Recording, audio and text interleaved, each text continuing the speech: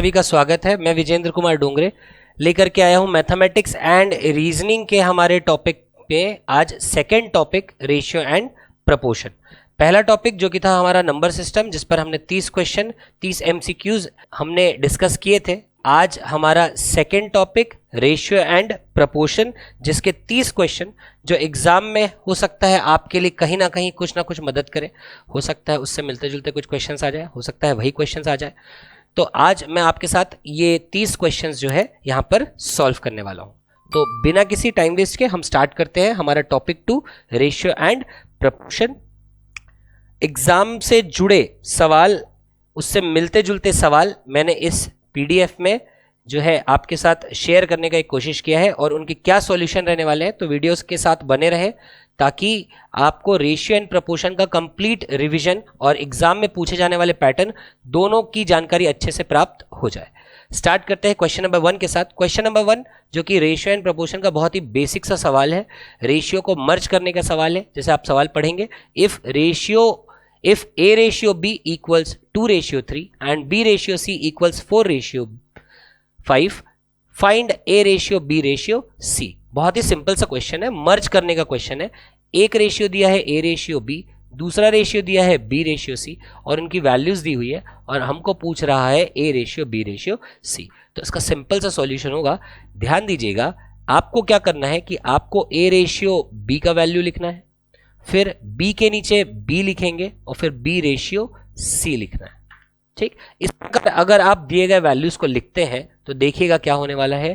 तो 2 रेशियो 3 और B ratio C दिया है 4 रेशियो 5, तो B के नीचे B का वैल्यू तो 4 रेशियो 5 ये हो जाएगा। अब जहां जहां आपको खाली स्थान दिख रहा है वहां पर आपको उसके बगल वाली संख्या लिखनी है। जैसे 3 के बाजू में जगह खाली दिख रहा है ना, तो यहां पर आप 3 लिख लीजिए। 4 के बाजू में जगह खाली दिख रहा है ना, तो यहां पर आप 4 लिख दीजिए। यही होगा आपका A ratio B ratio C का वैल्यू। 2 4 जा 8, 3 4 जा 12 एंड 3 5 जा 15। तो हमारा A ratio B ratio C ये आएगा 8 रेशियो 12 रेशियो 15, यानी ऑप्शन नंबर बी। तो ये सवाल जुड़ा हुआ था रेशियो के मर्जर से, रेशियो को कैसे मर्ज किया जाता है। ठीक, बढ़ते हैं सेकंड क्वेश्चन की ओर। सेकंड क्वेश्चन है हमारा, यदि x रेशियो y 6 रेशियो 5 है, y रेशियो z 9 रेशियो 4 है and z ratio w 2 ratio 3 है, then what is the value of x ratio z ratio w। y गायब कर दिया है, x ratio z ratio w निकालने बोल रहा है। तो देखिए इस प्रकार के क्वेश्चन को भी हम रेशियो को मर्ज करके सॉल्व कर सकते हैं। इस बार आपके पास 3 रेशियो है, x ratio y ratio z and z ratio w। तो मर्ज करने का तरीका क्या होगा, देखिएगा, x रेशियो y, फिर y के नीचे y रेशियो z, फिर z के नीचे z रेशियो w। इस प्रकार हमको हमारे दिए गए रेशियो को लिखना है। दिया गया है x रेशियो y कितना 6 रेशियो 5, फिर y रेशियो z दिया हुआ है हमको 9 रेशियो 4 और z रेशियो w दिया है हमको 2 रेशियो 3। मैंने क्या किया, x रेशियो y, फिर y के नीचे से y रेशियो z और फिर z के नीचे से z रेशियो w। इस प्रकार जो मुझे हासिल होगा वो होगा x ratio y ratio z ratio w। अब जिसके बाजू में जो जगह मिले वहां पर वो नंबर लिख दें। जैसे 5 के बाजू में आप 5 लिख दें, फिर से जगह खाली है तो 5 के बाजू में 5 लिख दें, फिर 4 के बाजू में 4 लिख दें, 9 के बाजू में 9 लिख दें, 2 के बाजू में 2 लिख दें, फिर से 2 के बाजू में 2 लिख दें। इस प्रकार जो है हमारा अब x ratio y ratio z ratio w आ जाएगा। क्या होगा उसकी वैल्यू, तो 6 9 are 54 and 54 into 2 is 108, 5 9 are 45, 45 into 2 is 90, 5 4 are 20, 20 into 2 is 40 और 5 4 are 20, 20 इंटू 3 इज 60। ठीक, अभी कैंसल आउट करने की जरूरत नहीं है, आगे देखिएगा। क्योंकि हमारा ये फाइनल आंसर है नहीं, तो हम क्या करेंगे, हमारा जो फाइनल आंसर है वो कहता है कि x ratio z ratio w बताइए। तो यहां से देखिएगा x की करस्पॉन्डिंग वैल्यू क्या दी हुई है 108, तो आप यहां पर लिख देंगे 108 रेशियो z का वैल्यू देखिए तो z की करस्पॉन्डिंग वैल्यू कितनी है 40, तो यहाँ पर 40 लिखेंगे रेशियो। w के नीचे देखिए क्या वैल्यू दिया हुआ है, तो w के नीचे हम 60 लिख देंगे। तो ये हो जाएगा हमारा x ratio z ratio w। इसको आप जो है कैंसल आउट कर सकते हैं, तो कैंसल आउट इसको काट देते हैं। तो देखिए 4 से काटने पर क्या हो जाएगा, तो ये 4 2 बार में और 4 7 बार में, यहाँ पर 4 10 बार में, यहाँ पर 4 15 बार में।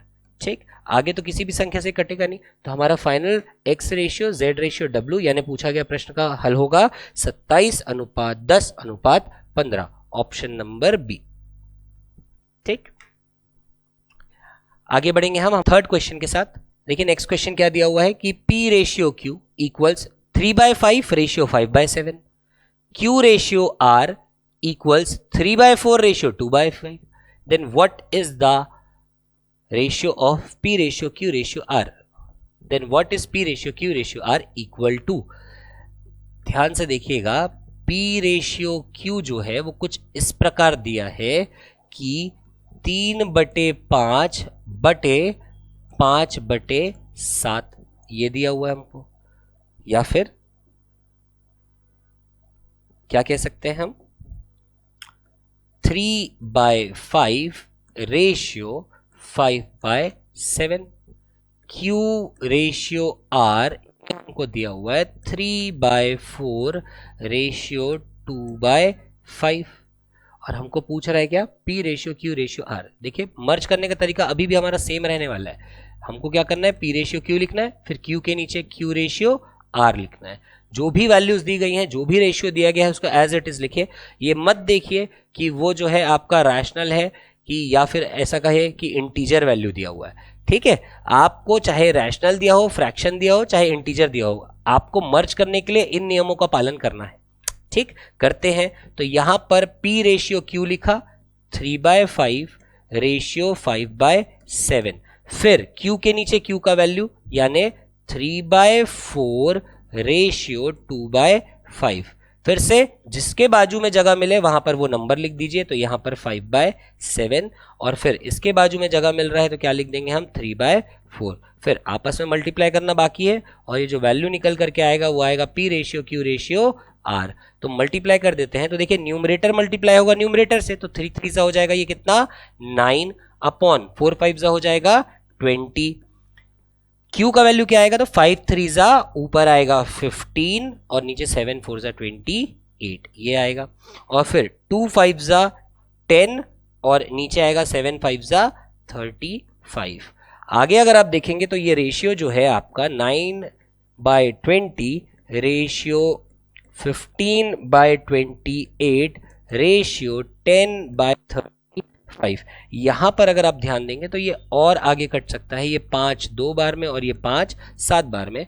तो हमारा आंसर क्या होगा 9/20 रेशियो 15/28 रेशियो 2/7, जिसका ऑप्शन है ऑप्शन नंबर ए। तो इस क्वेश्चन का करेक्ट आंसर होगा हमारा ऑप्शन नंबर ए। तो ध्यान रखिएगा, इस नियम के लिए बिल्कुल भी ये जरूरी नहीं है कि आपका जो रेशियो है उसमें इंटीजर वैल्यू दे चाहे रैशनल दे, यानी कि फ्रैक्शन दे। ठीक है, नियम यही कहता है कि P रेशियो Q लिखिए, Q के नीचे Q लिखिए, Q रेशियो R लिखिए, फिर जहां पर जिसके बाजू में जो जगह खाली मिले वहां पर वो नंबर लिखिए और आपस में मल्टीप्लाई करके आप मर्ज करके रेशियो निकाल ले।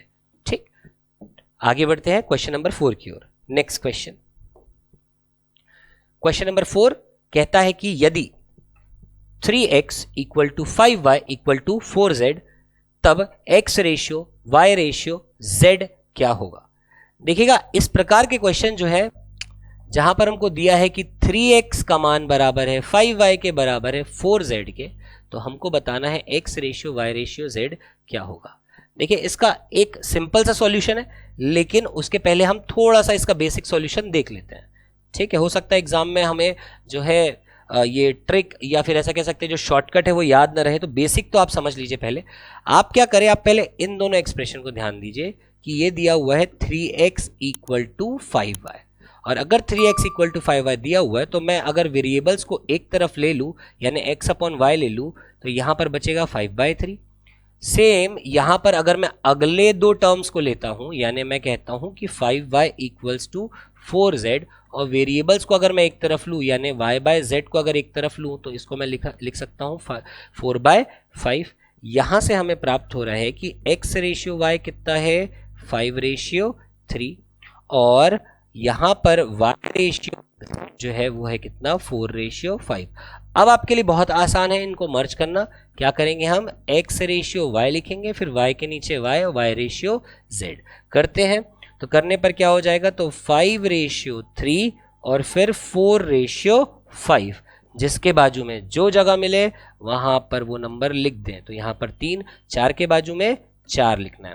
तो यहाँ से हो जाएगा 5 4 ज़ा 20, 3 4 ज़ा 12 एंड 3 5 ज़ा 15। तो हमारा x ratio y ratio z ये आएगा 20/12/15 which is option number C. तो ऑप्शन नंबर सी हमारा करेक्ट आंसर है। अब जिस शॉर्टकट या जिस ट्रिक की मैं बात कर रहा था उसको भी देख लेते हैं।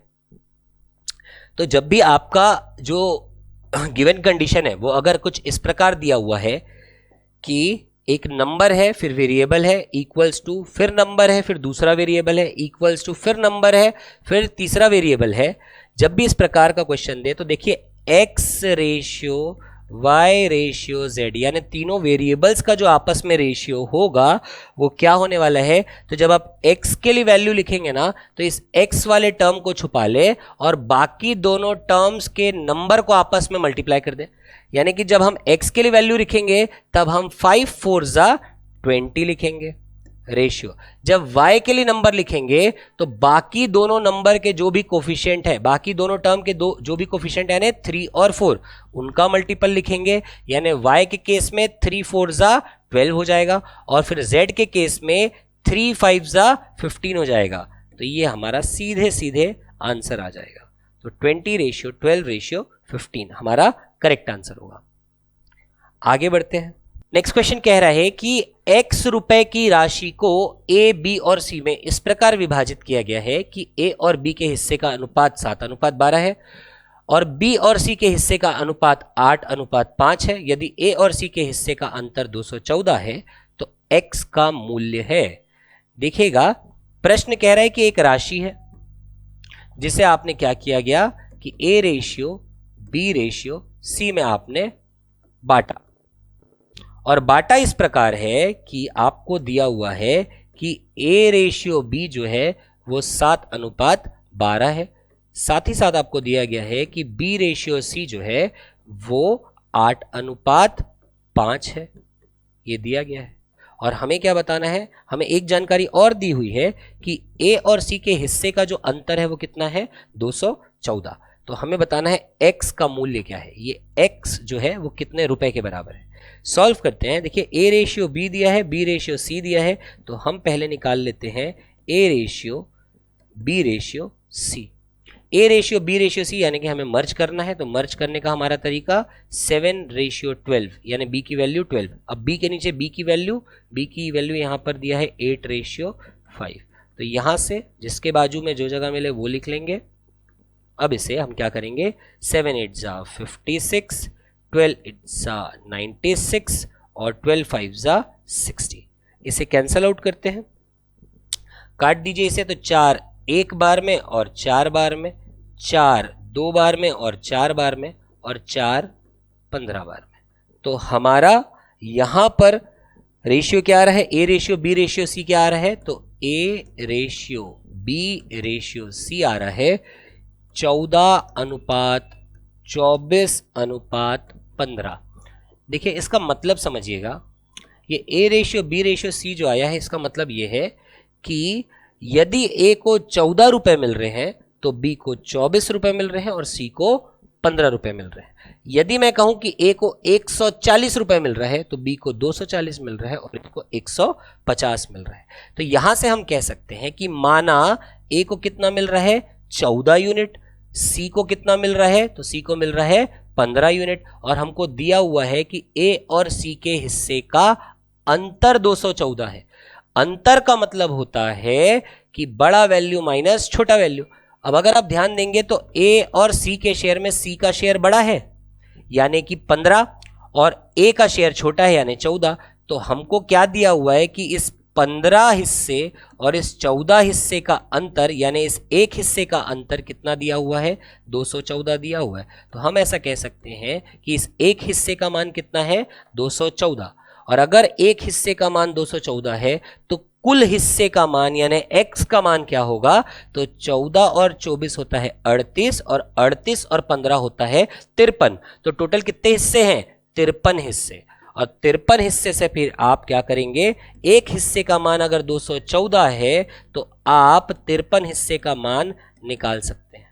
और 53 हिस्से का मान कितना आ जाएगा, तो देखिए इतना बड़ा आपको मल्टीप्लाई करने की जरूरत नहीं है, सीधे सीधे इकाई अंक पकड़िए। इकाई अंक को जानने के लिए हम क्या करेंगे, इकाई अंकों का आपस में हम गुणा करेंगे। तो 4 गुणे 3 तो कितना हो जाएगा, 4 क्रॉस 3, 4 3 जा 12। 12 का मतलब इकाई अंक में क्या आएगा, 2 आएगा। देखो एक ही ऑप्शन है जिसमें इकाई अंक 2 है, तो करेक्ट आंसर होगा हमारा 11342। आप मल्टीप्लाई करके चेक भी कर सकते हैं, पर इतना मल्टीप्लाई करने की जरूरत नहीं है। अगर आपके ऑप्शंस में सभी का यूनिट डिजिट अलग अलग है ना, तो सीधे यहां पर यूनिट डिजिट पकड़िए। 3 4 जा 12, यानी इकाई के अंक में तो 2 ही आने वाला है। एक ही ऑप्शन है जिसमें इकाई का अंक 2 दिख रहा है, that is option number D. तो हमारा करेक्ट आंसर होगा 11342। एक्स की वैल्यू है 11342। आगे बढ़ते हैं, अगला क्वेश्चन लेते हैं। नेक्स्ट क्वेश्चन, यदि 4/p equals 3/q equals 2/r, then what is the value of p plus q का square ratio q plus r का square ratio r plus p का स्क्वायर। देखिएगा हमको क्या दिया गया है कि 4/p equals 3/q equals 2/r। ठीक, देखिए इसे रीअरेंज करके सॉल्व करके मर्ज करोगे ना तो उससे बिल्कुल p ratio q ratio r आएगा। पर हम जो है अगर कोई व्यंजक या कोई एक्सप्रेशन हमको इस फॉर्म का दिया है ना, तो हम सीधे सीधे p q r की वैल्यू निकाल सकते हैं। कैसे निकाल सकते हैं भाई, तो p के ऊपर जो वैल्यू लिखा है ना वही उसका मान होगा, q के ऊपर जो वैल्यू लिखा है वही उसका मान होगा, और r के ऊपर जो वैल्यू लिखा है वही उसका मान होगा। तो p ratio q ratio r कितना होगा, तो 4:3:2 होगा। कैसे हुआ, अगर ये जानना है तो देखो वही कहानी है, मर्ज करना है हमको। तो यहां पर अगर हम पहले दो एक्सप्रेशन को ले ले, पहले दो एक्सप्रेशन को अगर हम ले ले, तो यहां से मैं लिख सकता हूं कि p/q will be equal to 4/3। अब मैं अगले दो एक्सप्रेशन को अगर लूं तो मैं यहां से लिख सकता हूं कि q/r will be equal to 3/2। और इस तरीके से अब मेरे पास आ गया है p ratio q which is equal to 4:3। मेरे पास आ चुका है q ratio r which is equal to 3:2। और अब इसको मर्ज कर देता हूं मैं, तो p ratio q ratio r आ जाएगा। p रेशियो q कितना है, 4:3, और q रेशियो r कितना है, 3:2। तो जहां पर जो नंबर मिले वहां पर वो नंबर लिख दीजिए। तो 4 3 जा 12, 3 3 जा 9, 3 2 जा 6। और अगर देखें तो ये कटेगा, तो 3 4 बार में, 3 3 बार में, और 3 2 बार में। तो हमारा p ratio q ratio r कितना आया, 4:3:2, जो हम पहले ही प्राप्त कर चुके हैं।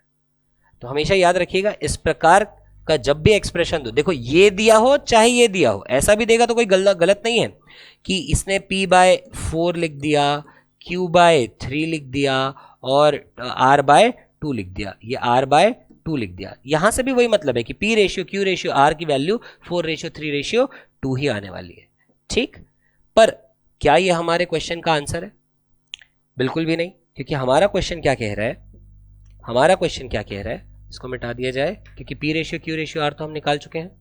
हमारा क्वेश्चन हमसे पूछ रहा है कि p plus Q ratio q plus r ratio r plus p और इन सब का होल स्क्वायर का रेशियो क्या है। तो देखिएगा p प्लस क्यू देखिएगा, तो p प्लस क्यू क्या होगा, तो p प्लस क्यू का वैल्यू होगा, p का मान 4, q का मान 3 रखने पर p प्लस क्यू 7 ले लीजिए।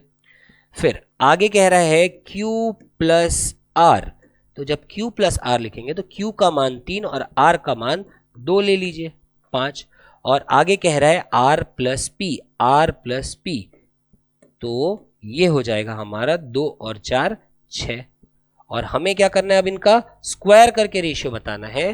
तो देयरफॉर P प्लस Q का whole square ratio Q plus R का whole square ratio R plus P का होल स्क्वायर, ये निकल करके आएगा 7 का स्क्वायर रेशियो 5 का स्क्वायर रेशियो 6 का स्क्वायर, ये आएगा। यानी हमारा करेक्ट आंसर होगा 49 ratio 25 ratio 36, which is option number A again.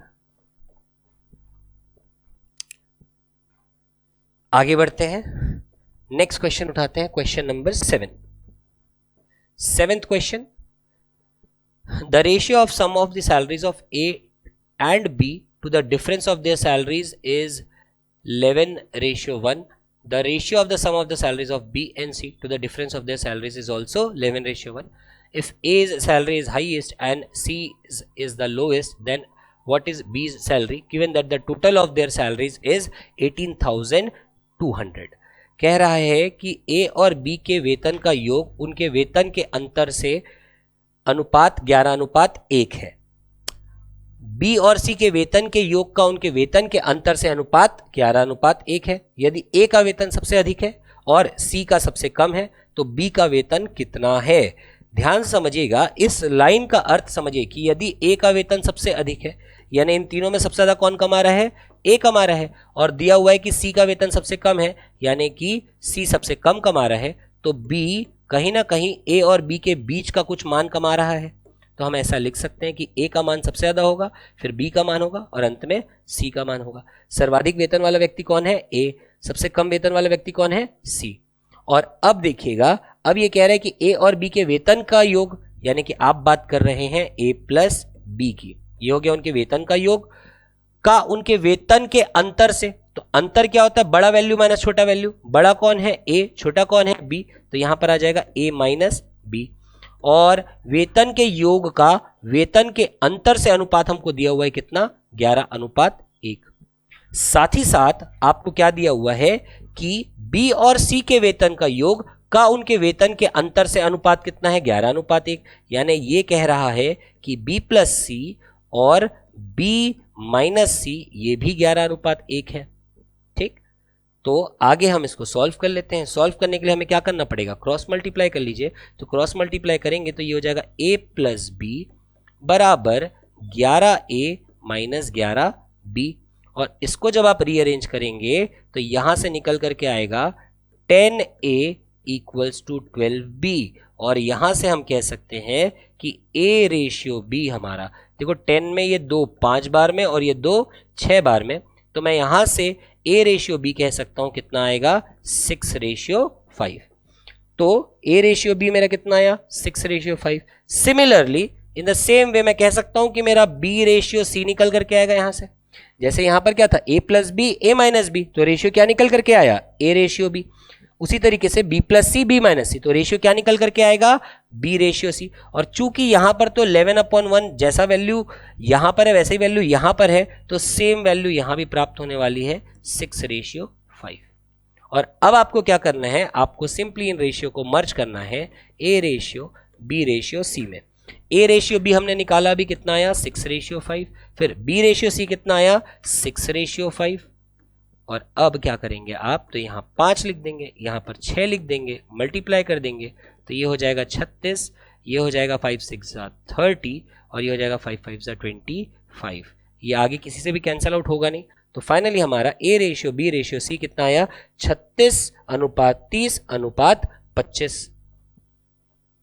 तो हमको क्या कह रहा है? तो b का वेतन कितना है? तो b का वेतन कितना है भाई? यदि उनका कुल वेतन कितना है? 18,200 है। यानी कि इन तीनों भागों का जो योग है ना, इन तीनों भागों का योग जो है वो किसके बराबर होगा? 18,200 के बराबर होगा। तो पहले आप इनको जोड़ लीजिए, तो जोड़ने पर क्या प्राप्त होगा? तो 36 और 30 हो गया कितना? 66। और 66 और 25 अगर आप जोड़ेंगे तो वो आ जाएगा 91। यानी कि ये जो टोटल है तीनों की सैलरी का जो योग है वो कितना है? 91। और तीनों की सैलरी का योग भी आपको दिया हुआ है 18,200। तो मैं कह सकता हूं कि ये जो 91 यूनिट्स है इसी का वैल्यू होगा 18,200। और अगर 91 यूनिट्स का 18,200 वैल्यू है, हमको पता करना है कि बी का वेतन कितना है। तो बी का वेतन कितना है, तो बी का वेतन तो 30 यूनिट है, तो हम मान निकाल लेते हैं 30 यूनिट का सीधे सीधे। तो ये हो जाएगा 18,200 बटे 91 इंटू 30 कर दीजिए।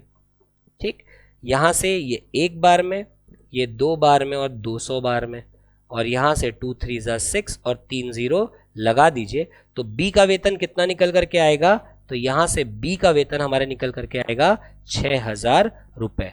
Option number B. ठीक, उम्मीद है किसी भी प्रकार की तकलीफ नहीं हो रही है आपको इसको सॉल्व करने में। हम आगे बढ़ते हैं। Next question. Next question, the employees of 3 categories A, B and C get their wages in the ratio 1:2:3. If they get increments of 5%, 10% and 15% respectively, then what will be the new ratio of their wages? कह रहा है कि 3 श्रेणियों के कर्मचारी हैं A, B और C, और उनका वेतन का अनुपात आपको दे दिया 1:2:3, और उन्हें यदि क्रमशः 5%, 10% और 15% की वृद्धि मिलती है तो उनके वेतन का नया अनुपात क्या होगा। आपको दिया हुआ है कि 3 कर्मचारी हैं, ए है, बी है और सी है, और उनका वेतन भी आपको दिया हुआ है 1:2:3, और उन्हें क्रमशः 5%, 10% और 15% की वृद्धि मिलती है। कहने का मतलब ए को कितने की वृद्धि मिली, तो ए को मिली 5% की वृद्धि, बी को कितने की वृद्धि मिली, तो बी को मिली 10% की वृद्धि, और सी को कितने प्रतिशत की वृद्धि मिली, तो सी को मिली 15% की वृद्धि। अब देखिए, वृद्धि मिलने के बाद इनके वेतन का नया अनुपात क्या होगा, ये जब आपको निकालना है तो क्या मैं ऐसा कह सकता हूं कि ए की सैलरी अगर 1 रुपए है तो बी की सैलरी 2 रुपए, सी की सैलरी 3 रुपए। ए की वैल्यू मैं कहूं अगर 100 रुपए है तो बी की वैल्यू 200 रुपए और सी की वैल्यू 300 रुपए। और बस यहीं पर हमारा काम हो जाएगा कि माना ए का वेतन 100 रुपए तो बी का वेतन कितना हो जाएगा 200 रुपए, सी का वेतन कितना हो जाएगा 300 रुपए। ये रहा उनका पुराना वेतन, और इसमें 5% की वृद्धि हो रही है। 100 में 5% बढ़ाने का मतलब होता है कि 100 का 5% 5, तो पहले 100 था, 5 रुपए और बढ़ गया, तो अब हम कह सकते हैं कि ये हो गया कितना 105। 200 में 10% बढ़ाने की बात कर रहा है, तो 200 का 10% होता है 20, तो 20 रुपए, इसकी सैलरी बढ़ा दीजिए, ये हो जाएगा 220। और सी के लिए कह रहा है कि 15% का वृद्धि हो रहा है, तो आप 300 का 15% निकाल लें। 300 का 15% कितना होगा, तो 15 तिया 45, तो 45 रुपए, इसकी भी सैलरी बढ़ा दे, ये हो जाएगा कितना 345।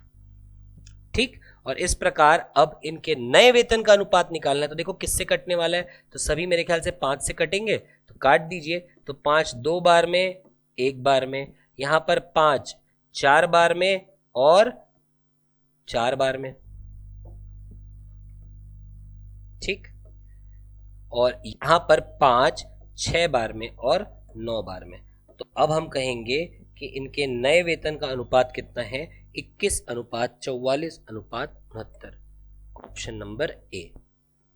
ठीक, तो बहुत ही अच्छा क्वेश्चन था ये, जहां पर 3 कर्मचारियों के वेतन का अनुपात दिया था, उनका इंक्रीमेंट यानी उनके वेतन में जो वृद्धि हुई वो दिया हुआ था, और आपको नए वेतन का अनुपात पूछा था।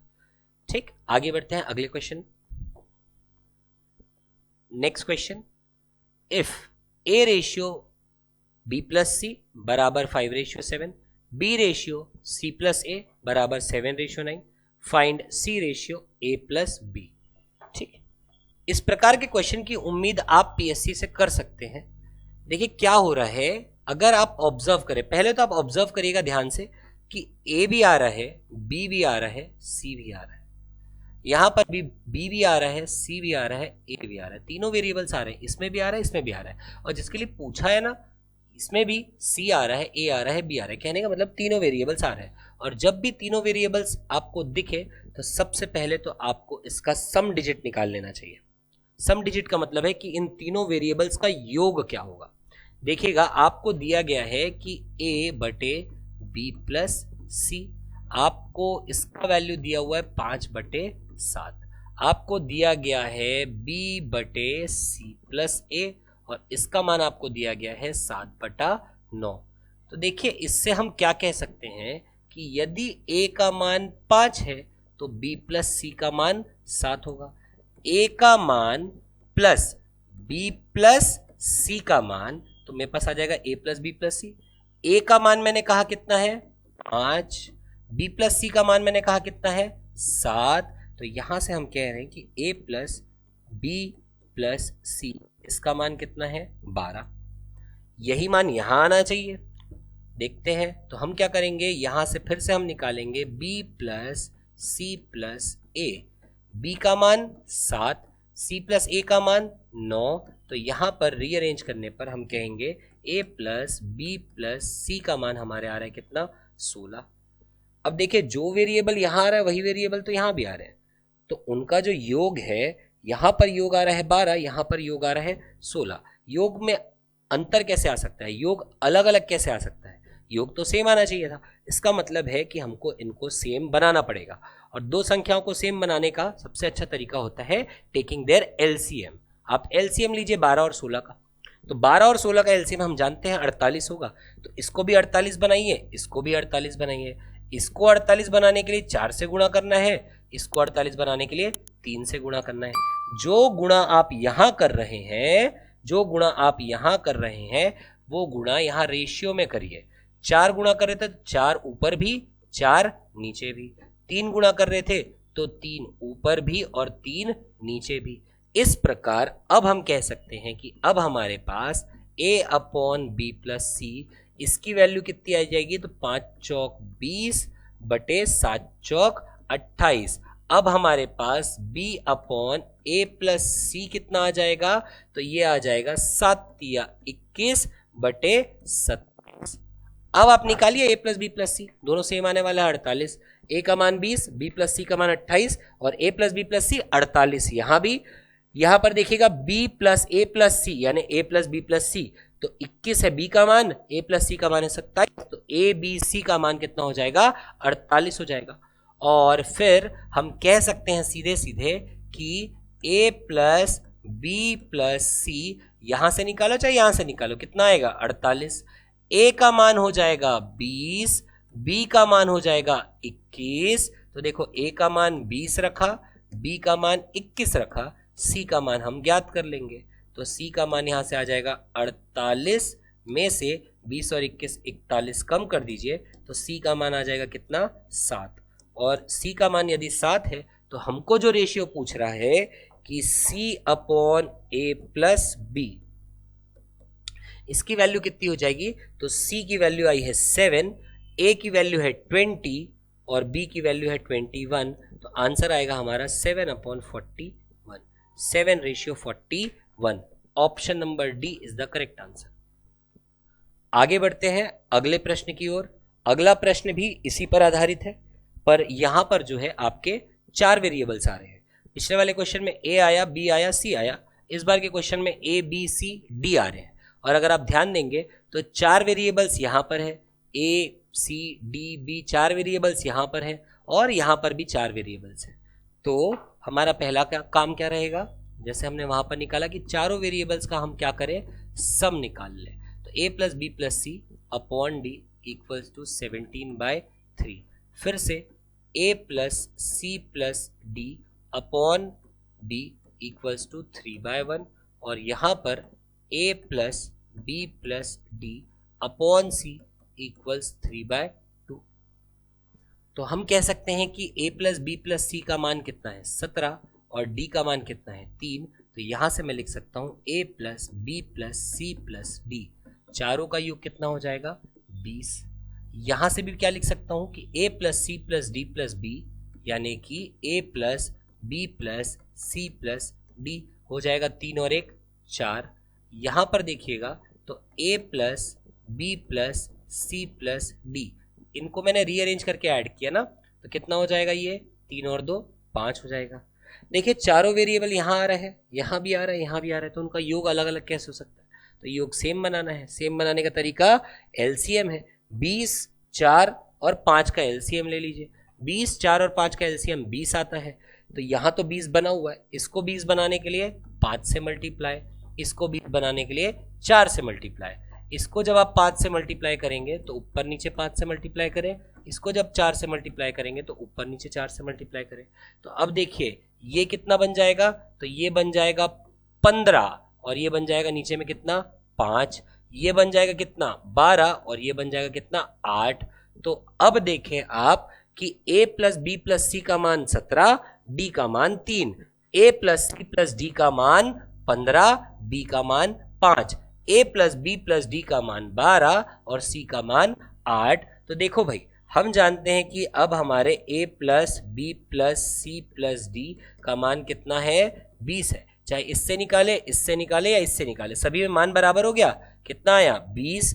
अब एक एक से एक एक की वैल्यू निकाले, यहां से d की वैल्यू लिख लीजिए तो d का वैल्यू है 3, प्लस यहां से b का वैल्यू लिख लीजिए तो b का वैल्यू है 5, यहां से c का वैल्यू लिख लीजिए 8 तो यहां पर 8। तो अब हम निकाल लेंगे a का वैल्यू, ये बराबर होगा कितने के, तो 5 और 8 13, 13 और 3 16, तो a प्लस 16 बराबर 20। यहाँ से a का मान आ जाएगा हमारे पास कितना 4, और अगर a का मान 4 आ रहा है तो पूछा गया प्रश्न है b plus C plus D बटा a, तो b plus C plus D बटा a करने पर b का मान हमने कितना लिखा है 5 लिखा है, तो 5, c का मान हमने लिखा है 8 और d का मान हमने लिखा है कितना 3, बटे में a का मान लिख दीजिए कितना है 4, तो 5 और 8 13, 13 और 3 16, 16 बटे 4, यानी आंसर होगा हमारा 4:1।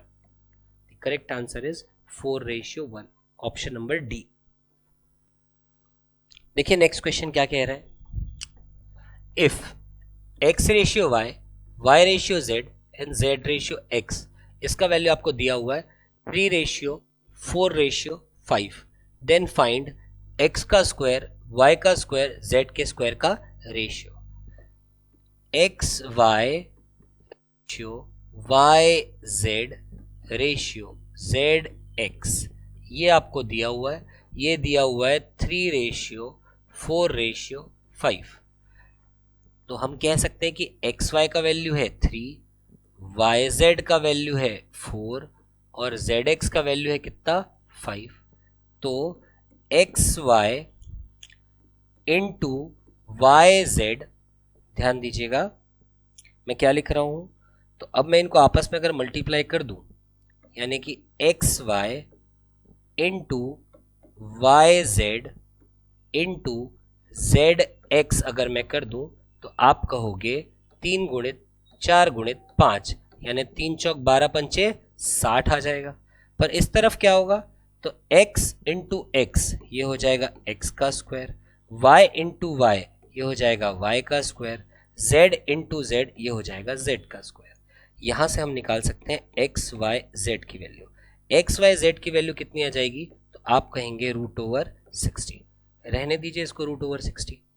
दोबारा आते हैं हम हमारे इक्वेशन पे, तो ये कह रहा है X Y ratio Y Z ratio Z X equals to 3:4:5, ये दिया हुआ है। यहाँ पर अगर मैं सभी को डिवाइड कर दूं एक्स वाई जेड से, एक्स वाई जेड से, और यहाँ भी डिवाइड कर दूं एक्स वाई जेड से, तो यहाँ पर क्या आ जाएगा, तो यहाँ पर √60, हालांकि यहां पर आपको √60 लिखने की जरूरत नहीं है,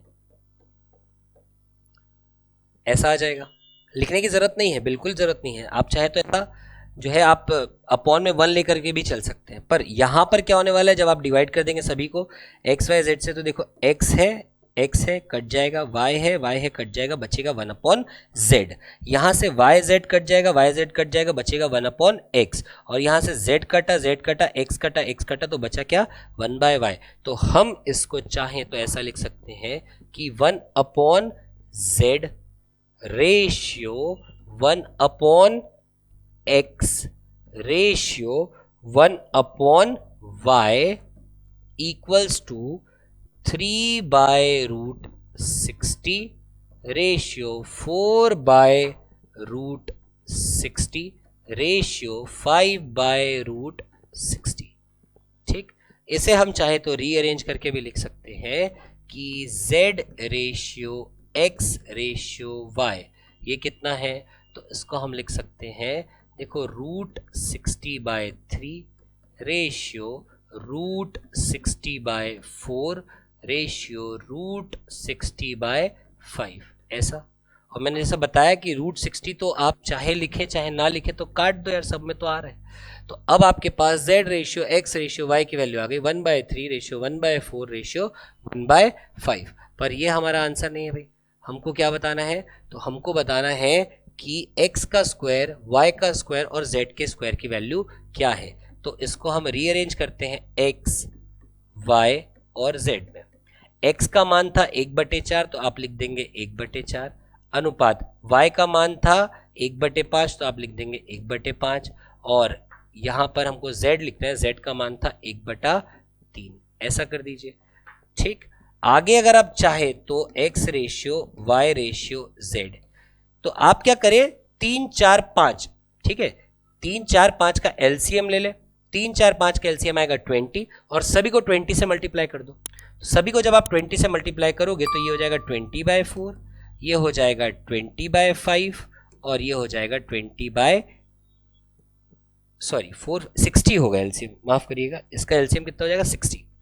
4 और 5 का एलसीएम 20 होगा, पर 4 5 और 3 का एलसीएम हो जाएगा 60। तो आप अगर चाहें तो 60 से सबको मल्टीप्लाई कर दे तो 4/60, 60/5, 60/3, और ये हो जाएगा एक बार में कितना 15, एक बार में कितना 12 और एक बार में कितना 20। तो यहां से हमारे पास आ गया x ratio y ratio z, और ये हो जाएगा 15 रेशियो 12 रेशियो 20। x का स्क्वायर करने के लिए क्या करना पड़ेगा? तो x का स्क्वायर, y का स्क्वायर, z का स्क्वायर इक्वल्स टू, x का स्क्वायर करने के लिए 15 का स्क्वायर कर दीजिए, y का स्क्वायर करने के लिए 12 का स्क्वायर कर दीजिए और z का स्क्वायर करने के लिए 20 का स्क्वायर कर दीजिए। तो यहां से हो जाएगा 225 रेशियो 144 रेशियो, ये हमारा करेक्ट आंसर होगा। तो विच is option number 225 144 400, option number ए। आगे बढ़ते हैं अगले क्वेश्चन की ओर। नेक्स्ट क्वेश्चन,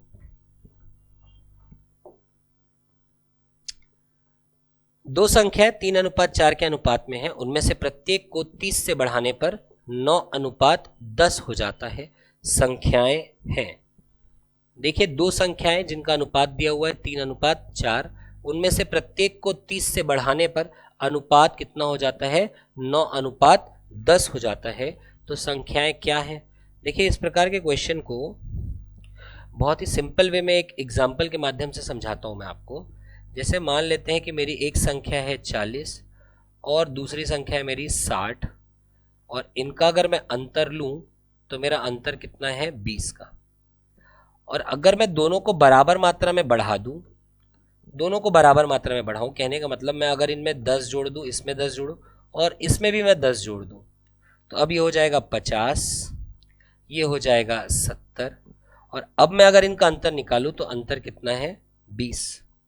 मेरे कहने का मतलब ये है कि अगर दो संख्याओं का जो अंतर है वो अंतर हमेशा स्थापित होगा, चाहे आप प्रत्येक संख्या में जितनी मात्रा में संख्या जोड़ दें, आप प्रत्येक संख्या में जितनी मात्रा में संख्या जोड़ दें, लेकिन वो जो संख्या आप जोड़ रहे हैं वो दोनों आपस में क्या होना चाहिए? बराबर होना चाहिए।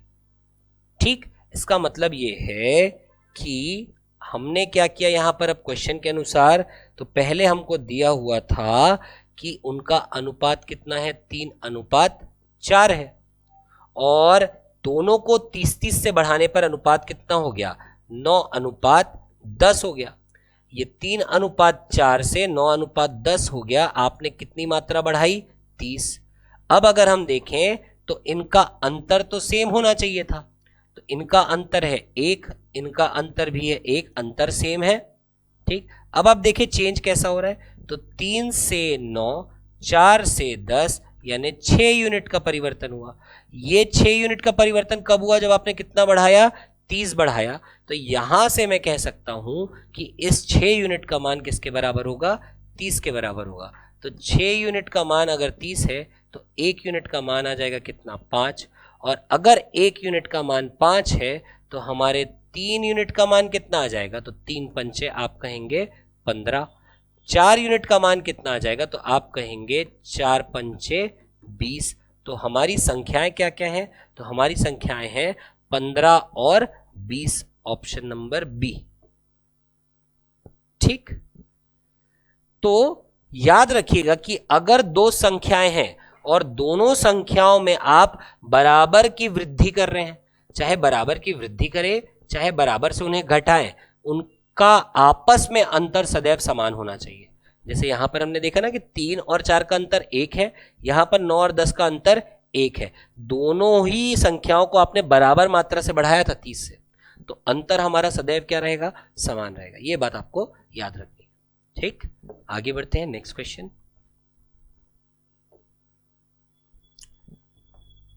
देखिएगा, उसी पर आधारित है, पिछले क्वेश्चन पर ही आधारित है। अगला क्वेश्चन, दो संख्याएं 7:5 के अनुपात में हैं, उनमें से प्रत्येक को 40 से कम करने पर अनुपात 27:17 हो जाता है, संख्याओं का योग क्या है। ध्यान दीजिएगा, 7:5 था पहले, फिर कितना हो गया, 27:17 हो गया, इनका अंतर कितना है 2, इनका अंतर कितना है 10। ये अंतर अलग होना नहीं चाहिए, अगर अलग अलग है तो सेम बना लीजिए। तो 2 और 10 का एलसीएम ले लीजिए 10, ये तो 10 बना हुआ है, इसको 10 बनाना है। इसको 10 बनाने का मतलब है 5 से मल्टीप्लाई करना है, यानी प्रत्येक संख्या को 5 से मल्टीप्लाई कर दीजिए, तो ये हो जाएगा 7 पंचे 35 और ये 5 पंचे कितना हो गया 25।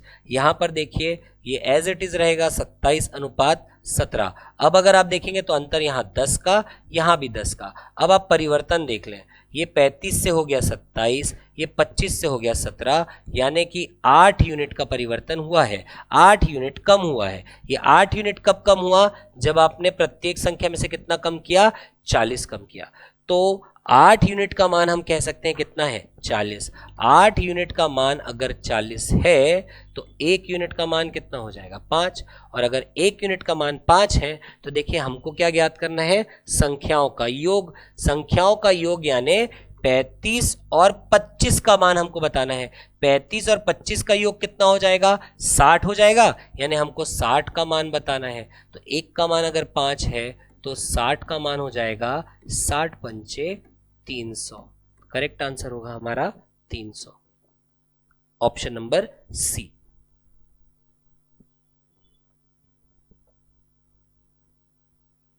आगे बढ़ते हैं, अगला क्वेश्चन लेते हैं। Next question, question number 14, two numbers are in the ratio 3:5. If 13 is subtracted from each, the new numbers are in the ratio 10:21.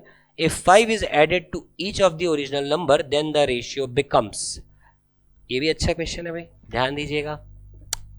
3:5 है, मूल संख्याओं का अनुपात 3:5 है। आपने प्रत्येक में से 13 घटाया, इससे भी 13 घटाया, इससे भी 13 घटाया, और घटाने पर आपकी नई संख्याओं का अनुपात आया 10:21। ठीक, तो इससे भी जो है आप 13 घटा रहे हैं, इससे भी 13 घटा रहे हैं, तो ऐसे में आपस में अंतर तो सेम रहना चाहिए था। यहाँ अंतर 2 है, यहाँ अंतर 11 है, अंतर अलग अलग है, तो अंतर को सेम बना ले। 2 और 11 का एलसीएम ले ले, 2 और 11 का एलसीएम लोगे तो आएगा कितना 22। तो इसको भी 11 से मल्टीप्लाई करना है और इसको भी हमको 2 से मल्टीप्लाई करना है। 11 से मल्टीप्लाई करेंगे तो आ जाएगा 33, 5 से मल्टीप्लाई करेंगे तो आ जाएगा 55, यहाँ पर 2 से मल्टीप्लाई करेंगे तो आएगा 20, और यहाँ पर 2 से मल्टीप्लाई करेंगे तो आएगा कितना 42। अब देखिए पुराने रेशियो को आप भूल जाइए, कोई काम का नहीं है। 33 से कितना हो गया 20, 55 से कितना हो गया 42, और ये तब हुआ जब आपने प्रत्येक में से कितना घटाया 13। तो 33 से 20, 55 से 42, यानी कितना यूनिट कम हो गया 13 यूनिट। तो ये 13 यूनिट कब हुआ, जब आपने प्रत्येक में से कितना घटाया 13। इसका मतलब है मैं कह सकता हूं कि 13 यूनिट का मान कितना है 13, यानी 1 यूनिट का मान कितना होगा 1। तो हमारी संख्याएं क्या हो जाएंगी भाई, तो हमारी संख्याएं हो जाएंगी 33 और दूसरी संख्या हो जाएगा हमारा कितना 55। पर हमारे प्रश्न का उत्तर अभी आया नहीं है, उससे संख्याएं नहीं पूछी। उसने पूछा कि मूल संख्याओं में अगर हम 5-5 जोड़ दें तो मूल संख्याएं हमारी कितनी निकली 33, तो इसमें भी 5 जोड़ दो 55, इसमें भी 5 जोड़ दो तो 33 और 5 हो जाएगा 38, 55 और 5 हो जाएगा कितना 60, और फिर आप इसका अनुपात निकालेंगे तो ये 38/60, 2 19 बार में और 2 30 बार में, तो हमारा आंसर आएगा 19:30। 19:30। ऑप्शन को प्लीज यहां पर आप करेक्ट कर लेंगे, यहां पर ये ऑप्शन गड़बड़ छप गया है, इसका आंसर होगा 19:30 का। ठीक, आगे बढ़ेंगे, फिर अगला क्वेश्चन लेंगे। अगला question that is question number 15।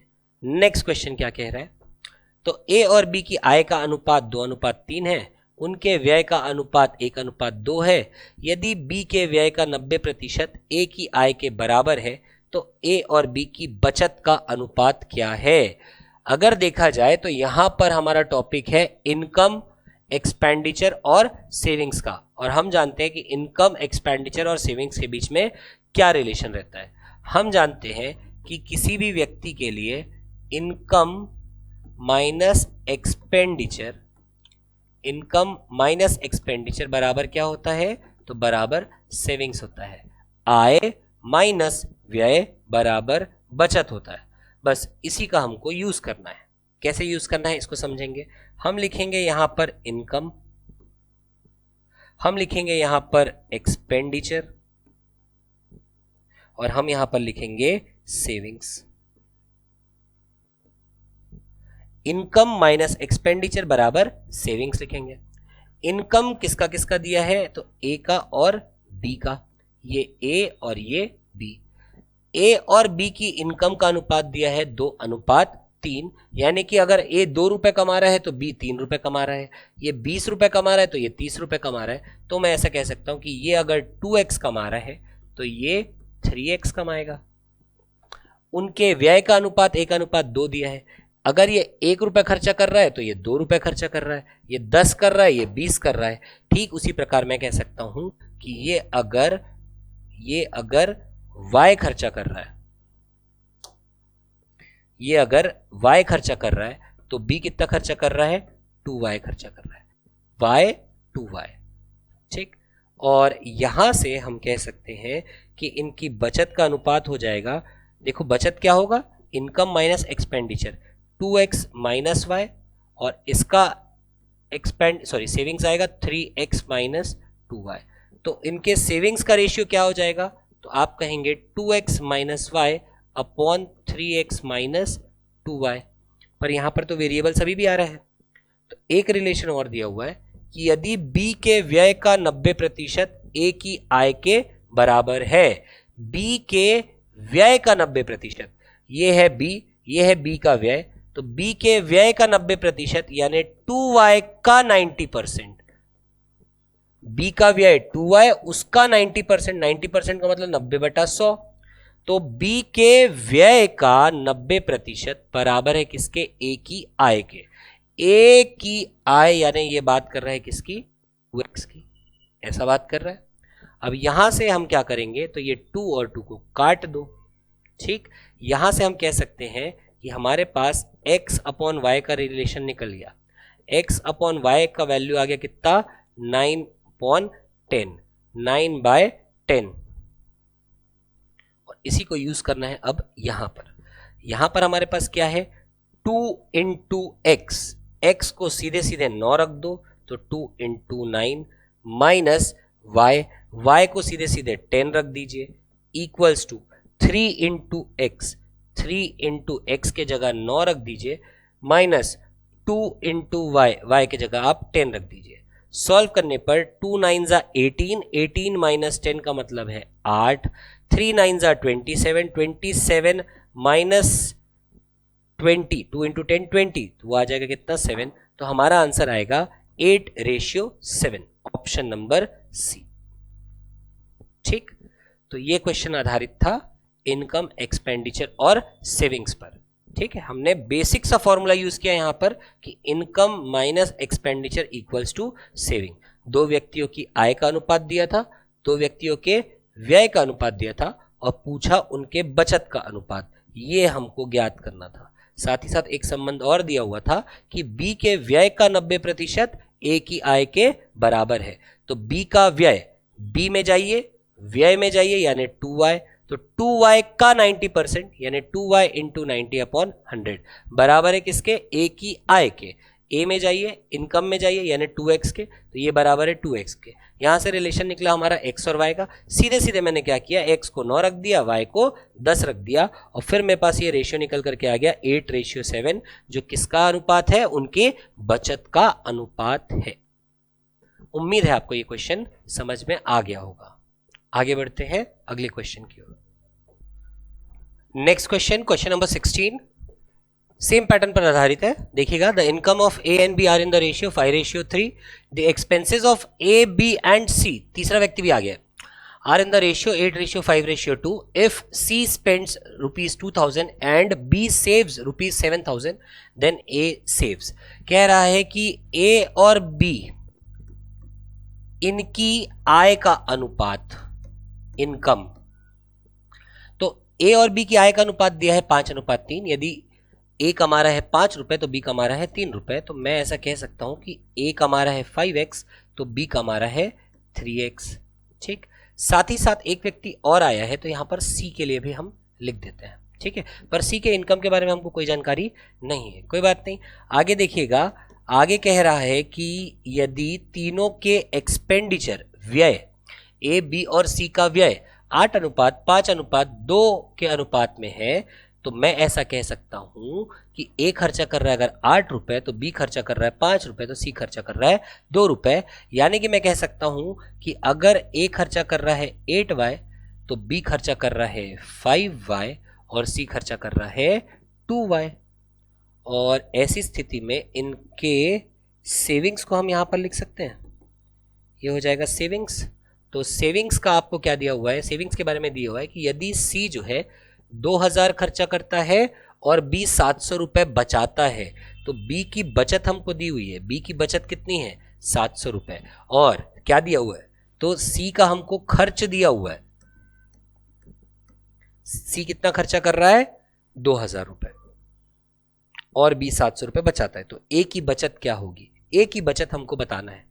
तो यहां पर आपको बिल्कुल भी चिंता करने की जरूरत नहीं कि यहां पर सी का आपको इनकम नहीं दिया है तो कोई बात नहीं, लेकिन व्यय तो दिया है ना। 2y का मान हम कह सकते हैं कितना है 2000, 2y यानी सी का खर्च, और क्वेश्चन में दिया है कि सी का खर्च कितना है 2000, तो 2y का मान कितना हो जाएगा 2000। अगर 2y का मान 2000 है तो हम कह सकते हैं y का मान कितना है 1000। अगर y का मान 1000 आ गया, y का मान अगर 1000 आ गया, तो इसका मतलब हम b का खर्च भी लिख सकते हैं, हम a का खर्च भी लिख सकते हैं। b का खर्च कितना है 5y, तो y अगर 1000 है तो 5y कितना हो जाएगा 5000। 8y, y अगर 1000 है तो 8y कितना हो जाएगा, तो आप कहेंगे 8000। साथ ही साथ एक जानकारी और दी है कि b कितना बचाता है 700 रुपए बचाता है। देखिए b का खर्च हमने निकाल लिया, b का खर्च कितना आया 5000। अब कोई व्यक्ति है जो 5000 खर्चा करता है और फिर भी 700 रुपए बचता है, तो इसका मतलब ये है कि उसकी इनकम क्या हो जाएगा, तो देखो अब income equals to expenditure plus savings हो जाएगा ना। हमने देखा कि income minus expenditure equals to saving होता है, तो मैं ऐसा कह सकता हूं ना कि income equals to saving plus expenditure हो जाएगा। हमने बी का यहां पर एक्सपेंडिचर निकाल लिया 5000, बी का सेविंग्स कितना है 700, तो उसकी इनकम कितनी हो जाएगी, तो आप कहेंगे 5000 प्लस 700 यानी 5700 रुपए इसकी इनकम हो जाएगी। तो बी का इनकम आ गया हमारे पास कितना 5700। बी के इनकम के बारे में हम जानते हैं कि बी का इनकम कितना है, तो बी का इनकम तो 3x है, और इसी 3x का वैल्यू हो जाएगा कितना 5700। अगर 3x का वैल्यू 5700 है तो मैं x का वैल्यू निकाल सकता हूं, ये आ जाएगा कितना 1900। और अगर मैं x का वैल्यू निकाल लिया 1900, तो अब मैं a का इनकम निकाल सकता हूं। a का इनकम आएगा कितना 5x, और 5x का मतलब है 5 इंटू 1900 यानी ये आ जाएगा 9500 रुपए। तो ए कितना कमा रहा है 9500 रुपए। ए कितना खर्चा कर रहा है ये भी हम निकाल चुके हैं, ए खर्चा कर रहा है कितना 8000 रुपए। तो ए कमा रहा है कितना 9500, खर्च कितना कर रहा है 8,000, तो बचा कितना रहा है, तो इसका अंतर ले लीजिए, तो अंतर आ जाएगा 1500 रुपए। तो एक की बचत कितनी है 1500 रुपए की। करेक्ट आंसर होगा हमारा ऑप्शन नंबर ए। बढ़ते हैं अगले क्वेश्चन की ओर। Next question, question number 17। 30 gram of sugar was mixed in 180 ml water in a vessel A. 40 gram of sugar was mixed in 280 ml of water, vessel B, and 20 gram of sugar was mixed in 100 ml of water in vessel C. The solution in vessel B is sweeter than that in C, sweeter than that in A, as sweet as that in C, less sweet than that in C. देखिए क्या कह रहा है कि दो vessel है आपके, तीन वेसल है आपके पास, एक है वेसल A, एक है वेसल B और एक है वेसल C। वेसल A जो है उसमें 180 ml वाटर है, वेसल B जो है उसमें आपके वेसल B के बारे में जानकारी है 280 ml है, और वेसल C अगर देखा जाए तो वेसल C में कितना है, तो वेसल C है 100 ml का। ठीक, ये हो गया वाटर। शुगर कितना कितना है वो लिख लेते हैं। तो शुगर है यहाँ पर 30 ग्राम, ये शुगर है, ये वाटर है। यहाँ पर शुगर कितना है, तो शुगर है आपका यहाँ पर 40 ग्राम। ठीक है, 40 ग्राम। और यहाँ पर शुगर कितना है, तो यहाँ पर शुगर है कितना 20 ग्राम, और ये हो गया वाटर, ये भी है वाटर। तो अब कह रहा है कि solution in B is, B में जो सॉल्यूशन है वो कैसा है, सी से तुलना करने पर अधिक मीठा है, ए से तुलना करने पर अधिक मीठा है, सी के बराबर मीठा है, और अगला कह रहा है कि सी की तुलना में कम मीठा है। तो किस प्रकार का मीठा है, तो निकाल लेते हैं भाई। तो यहाँ से हम क्या करेंगे, तो यहाँ से आप शुगर और वाटर का रेशियो निकाल लो। देखो करने के दो तरीके हैं, ठीक है, करने के दो तरीके हैं। कैसे कि आप इसका रिजल्ट जो है परसेंटेज से भी दे सकते हैं, आप इसका रिजल्ट रेशियो एंड प्रोपोर्शन से भी दे सकते हैं। रेशियो से आप कैसे दे सकते हो कि रेशियो निकाल लीजिए और जो रेशियो की वैल्यू बड़ी होगी वो आपका आंसर होगा। ठीक है, तो हम शुगर इज टू वाटर का रेशियो निकाल लेते हैं। तो ये हो जाएगा 30/180, ये एक बार, ये 6 बार, तो हम कहेंगे 1:6। यहाँ पर हो जाएगा 40/280 होगा, तो 40/280 शुगर एंड वाटर का रेशियो।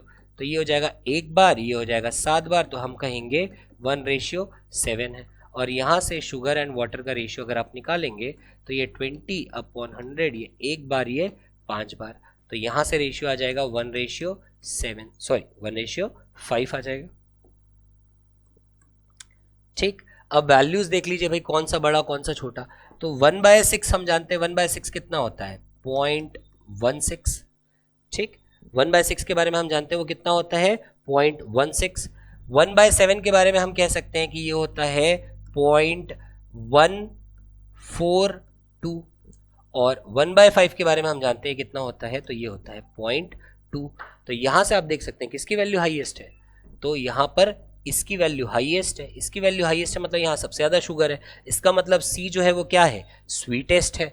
इसके बाद क्या है, तो इसके बाद कौन स्वीटेस्ट है, तो देखो यहाँ 0.16 है, यहाँ 0.142 है, तो सी के बाद हम कहेंगे कि ए ज्यादा स्वीटेस्ट है, और लास्ट में आ जाएगा हमारा बी। ठीक, तो बी जो है वो सबसे कम मीठा है। ठीक है, तो अब हम ऑप्शन को पढ़ते हैं। सी की तुलना में अधिक मीठा है, बी जो है वो सी की तुलना में अधिक मीठा है। अधिक मीठा है क्या, बिल्कुल भी नहीं, तो पहला ऑप्शन गलत है। सेकेंड ऑप्शन, ए की तुलना में अधिक मीठा है, क्या बी ए से अधिक मीठा है, बिल्कुल भी नहीं, ये भी गलत है। तीसरा कह रहा है कि सी के बराबर मीठा है, ऐसा तो बिल्कुल नहीं है। और चौथा ऑप्शन हमारा करेक्ट आंसर होगा सी की तुलना में कम मीठा है। आप देख सकते हो सी सबसे ज्यादा मीठा है, फिर ए है, फिर बी है, और सी और बी की तुलना करेंगे तो सी जो है वो अधिक मीठा है किससे, बी से, या बी जो है वो सी से कम मीठा है। तो करेक्ट आंसर होगा हमारा ऑप्शन नंबर डी। आगे बढ़ते हैं, अगला सवाल लेते हैं। नेक्स्ट क्वेश्चन है क्वेश्चन नंबर 18। अ बैग कंटेन्स 1 rupee 50 पैसे and 25 पैसे coins in the ratio 1:4:4. If the total amount in this bag is rupees 200, find the number of coins of 25 पैसे। कह रहा है कि एक बैग में 3 प्रकार के सिक्के हैं। एक है 1 रुपए का सिक्का, एक है 50 पैसे का सिक्का और एक है 25 पैसे का सिक्का। इन सिक्कों का अनुपात हमको दिया हुआ है कि 1:4:4 में इन सिक्कों की संख्या दी गई है। ठीक है, तो ये है रेशियो ऑफ कॉइन्स। तो अगर मैं बात करूं इनके संख्या की, ये दिया गया है सिक्कों का अनुपात, रेशियो। अगर मैं बात करूं सिक्कों की संख्या की, तो ये अगर एक सिक्का है तो ये 4 सिक्के हैं, ये भी 4 सिक्के हैं, ये 10 है तो ये 40, ये 40। तो मैं कह सकता हूं कि ये अगर 1x है तो ये हो जाएगा 4x और ये हो जाएगा कितना, 4x। तो ये हो गई उनकी संख्या की, कि माना 1 रुपए के कितने सिक्के हैं, 1x, 50 पैसे के कितने सिक्के हैं, 4x, और 25 पैसे के कितने सिक्के हैं, 4x। ऐसे में अगर मैं कहूं कि इनका वैल्यू कितना होगा, तो वैल्यू कितना होगा, तो वैल्यू को अच्छे समझिएगा। वैल्यू का मतलब होता है उसका मान। अगर आपके पास 1 रुपए का एक सिक्का है तो आपके पास 1 रुपए है। अगर आपके पास 1 रुपए के 10 सिक्के हैं तो आपके पास 10 रुपए है। 100 सिक्के हैं तो 100 रुपए, 1000 सिक्के तो 1000 रुपए। तो ऐसा हम कह सकते हैं कि अगर हमारे पास जितने सिक्के होते हैं उतना उसका मान होता है। तो 1 रुपए के अगर 1x सिक्के हैं तो उसका मान कितना होगा, 1x रुपीज। ये वैल्यू जो हम लिख रहे हैं ये किस में है, ये रुपीज में है। ठीक, आगे 50 पैसे। 50 पैसे के आपके पास 4x सिक्के हैं। 50 पैसे के अगर हमारे पास 2 सिक्के हैं तो हम कहते हैं 1 रुपए। 10 सिक्के हैं तो 5 रुपए, 100 सिक्के हैं तो 50 रुपए, 1000 सिक्के हैं तो 500 रुपए। कहने का मतलब जितने भी सिक्के होते हैं उसका अगर आधा कर दें तो वो उसकी कीमत आती है। तो 4x अगर सिक्के हैं तो यहां पर आप लिख सकते हैं कि इसकी कीमत कितनी होगी, इसकी आधी। 4x/2 कर दीजिए यानी 2x आएगा। ठीक, इसको लिख लेते हैं ऐसे। यहां से मैं लिख सकता हूं इसकी कीमत होगी 4x/2 यानी कि कितना आएगा, 2x। और 25 पैसे के कितने सिक्के हैं, 4x। 25 पैसे के 4 सिक्के मिलकर के 1 रुपए बनाते हैं, तो 8 सिक्के मिलकर 2 रुपए बनाएंगे, 40 सिक्के मिलकर 10 रुपए बनाएंगे, 200 सिक्के मिलकर 50 रुपए बनाएंगे। तो हम कह सकते हैं कि जितना भी सिक्कों की संख्या होती है बटे 4 करने से उसका मान आ जाता है। तो अगर 4x सिक्के हैं तो कितने रुपए हैं, तो बटे 4 कर दीजिए तो ये आ जाएगा आपके पास x रुपए है। तो देखो 1 रुपए के सिक्कों की कीमत है 1x, 50 पैसों के सिक्कों की कीमत है 2x और 25 पैसों के सिक्कों की कीमत है x। और इन सभी कीमत यानी 1x plus 2x plus 1x या x, यही जो है यह है पूरे बैग की कीमत। और बैग की कीमत कितनी है, 200 रुपए। तो यहां हम इसको इक्वल्स टू 200 लिखेंगे। सॉल्व करने पर आएगा 4x = 200, यहां से x = आ जाएगा कितना, 50। और अगर x का मान 50 आया तो देखो प्रश्न में क्या पूछ रहा है, तो प्रश्न में पूछ रहा है कि 25 पैसे के सिक्कों की संख्या क्या है। 25 पैसे के सिक्कों की संख्या, ये है 25 पैसे, ये है संख्या, तो संख्या है कितना, 4x। तो 4x का मान बता दे तो 4x का मान आएगा 4 × 50 दैट इज 200। तो 200 सिक्के हैं आपके पास, 25 पैसे के 200 सिक्के होंगे। Option number C. आगे बढ़ेंगे हम लोग अगले प्रश्न की ओर। Next question, question number 19। फिर से उसी पर आधारित प्रश्न है कि 1 रुपए 50 पैसे और 25 पैसे के सिक्के हैं, उनका अनुपात आपको दिया है 4:3:8 और कह रहा है कि बक्से की जो कीमत है वो कितनी है, 150 रुपए। तो हमें ज्ञात करना है 1 रुपए के सिक्कों की संख्या। फिर से देखिएगा, आपके पास सिक्के हैं 1 रुपए, आपके पास सिक्के हैं 50 पैसे, आपके पास सिक्के हैं 25 पैसे। ठीक, इनका अनुपात हमको दिया हुआ है, तो इनका अनुपात है 4:3:8। तो मान लेते हैं कि इनके सिक्कों की संख्या कितनी है, तो क्या हो जाएगा, 4x, 3x, 8x। ठीक, और अगर मैं बात करूं अब कीमत की, तो अभी थोड़ी देर पहले मैंने आपके साथ डिस्कस किया कि जितने 1 रुपए के सिक्के होते हैं उतनी उनकी कीमत होती है, जितने 50 पैसे के सिक्के होते हैं आधी उनकी कीमत होती है, और जितने 25 पैसे के सिक्के होते हैं बटे 4 उनकी कीमत होती है। ठीक, और यही जो टोटल कीमत है वो बराबर है 150 के। तो 4x plus 3x/2 plus 8x upon 4 को हम सीधे सीधे 2x लिख सकते हैं, और यही कीमत बराबर है किसके, 150 की। इसको सॉल्व कर लीजिए तो ये हो जाएगा 8x प्लस ये हो जाएगा 3x प्लस ये हो जाएगा 4x और ये हो जाएगा इक्वल्स टू 300। सॉल्व करने पर ये हो जाएगा कितना, 15x बराबर 300। तो यहाँ से x का मान आ जाएगा 20, और अगर x का मान 20 आया तो प्रश्न पूछ रहा है 1 रुपए के सिक्के की संख्या। 1 रुपए के सिक्के की संख्या यानी 4x का मान पूछ रहा है, तो 4x कितना हो जाएगा, तो 4x हो जाएगा हमारा 4 × 20 यानी 80। तो 1 रुपए के कितने सिक्के हैं हमारे पास, तो 1 रुपए के हमारे पास 80 सिक्के हैं। ठीक, तो लगभग एक जैसा प्रश्न था। आगे बढ़ेंगे हम लोग अगले प्रश्न की ओर। नेक्स्ट क्वेश्चन है क्वेश्चन नंबर 20। चलिए अगला प्रश्न, अ bag contains certain number of coins of different denominations. एक बैग में अलग अलग मूल्य वर्ग के कुछ निश्चित सिक्के हैं। 1 रुपए के सिक्कों की संख्या का 2 रुपए के सिक्कों की संख्या से अनुपात क्रमशः 5:7 है, तथा 2 रुपए के सिक्कों की संख्या का 5 रुपए के सिक्कों की संख्या से अनुपात क्रमशः 7:6 है। यदि बैग में 1 रुपए के सिक्कों का कुल मूल्य 15 रुपए है तो 5 रुपए के सिक्कों का कुल मूल्य ज्ञात करें। बड़े ध्यान से देखिएगा, इस बार बहुत सीधे सीधे हमको जानकारी सारी नहीं दी है। हमको ये बताया कि बैग है और बैग में 1 रुपए का सिक्का है, बैग में 2 रुपए का सिक्का है और बैग में 5 रुपए का भी सिक्का है। ठीक, अब लेकिन आपको क्या दिया हुआ है जानकारी कि 1 रुपए के सिक्कों की संख्या और 2 रुपए के सिक्कों की संख्या का अनुपात आपको दिया हुआ है, और 1 रुपए के सिक्के और 2 रुपए के सिक्कों की संख्या का अनुपात है 5:7, 5:7। और साथ ही साथ आपको दिया है कि 2 रुपए के सिक्कों की संख्या का अनुपात 5 रुपए के सिक्कों की संख्या के अनुपात, ये भी आपको दिया हुआ है, ये दिया हुआ है 7:6। तो क्या मैं यहां से ये निकाल सकता हूं कि 1 रुपए के सिक्कों की संख्या का अनुपात 2 रुपए के सिक्कों की संख्या का अनुपात और 5 रुपए के सिक्कों की संख्या का अनुपात क्या होगा, बिल्कुल निकाल सकते हैं। तो ये हो जाएगा 5:7, नीचे में 7:6, यहां पर 7, यहां पर 7। ठीक, 5 7 35, 7 7 49, 7 6 42। सबको 7 से काट दो तो ये 7 5 बार में, 7 बार में और ये 6 बार में। तो हम कहेंगे कि 1 रुपए, 2 रुपए और 5 रुपए के सिक्कों का अनुपात कितना है, तो 5:7:6। ये हो गया इनका रेशियो। अब मैं इनकी संख्या ले लेता हूं।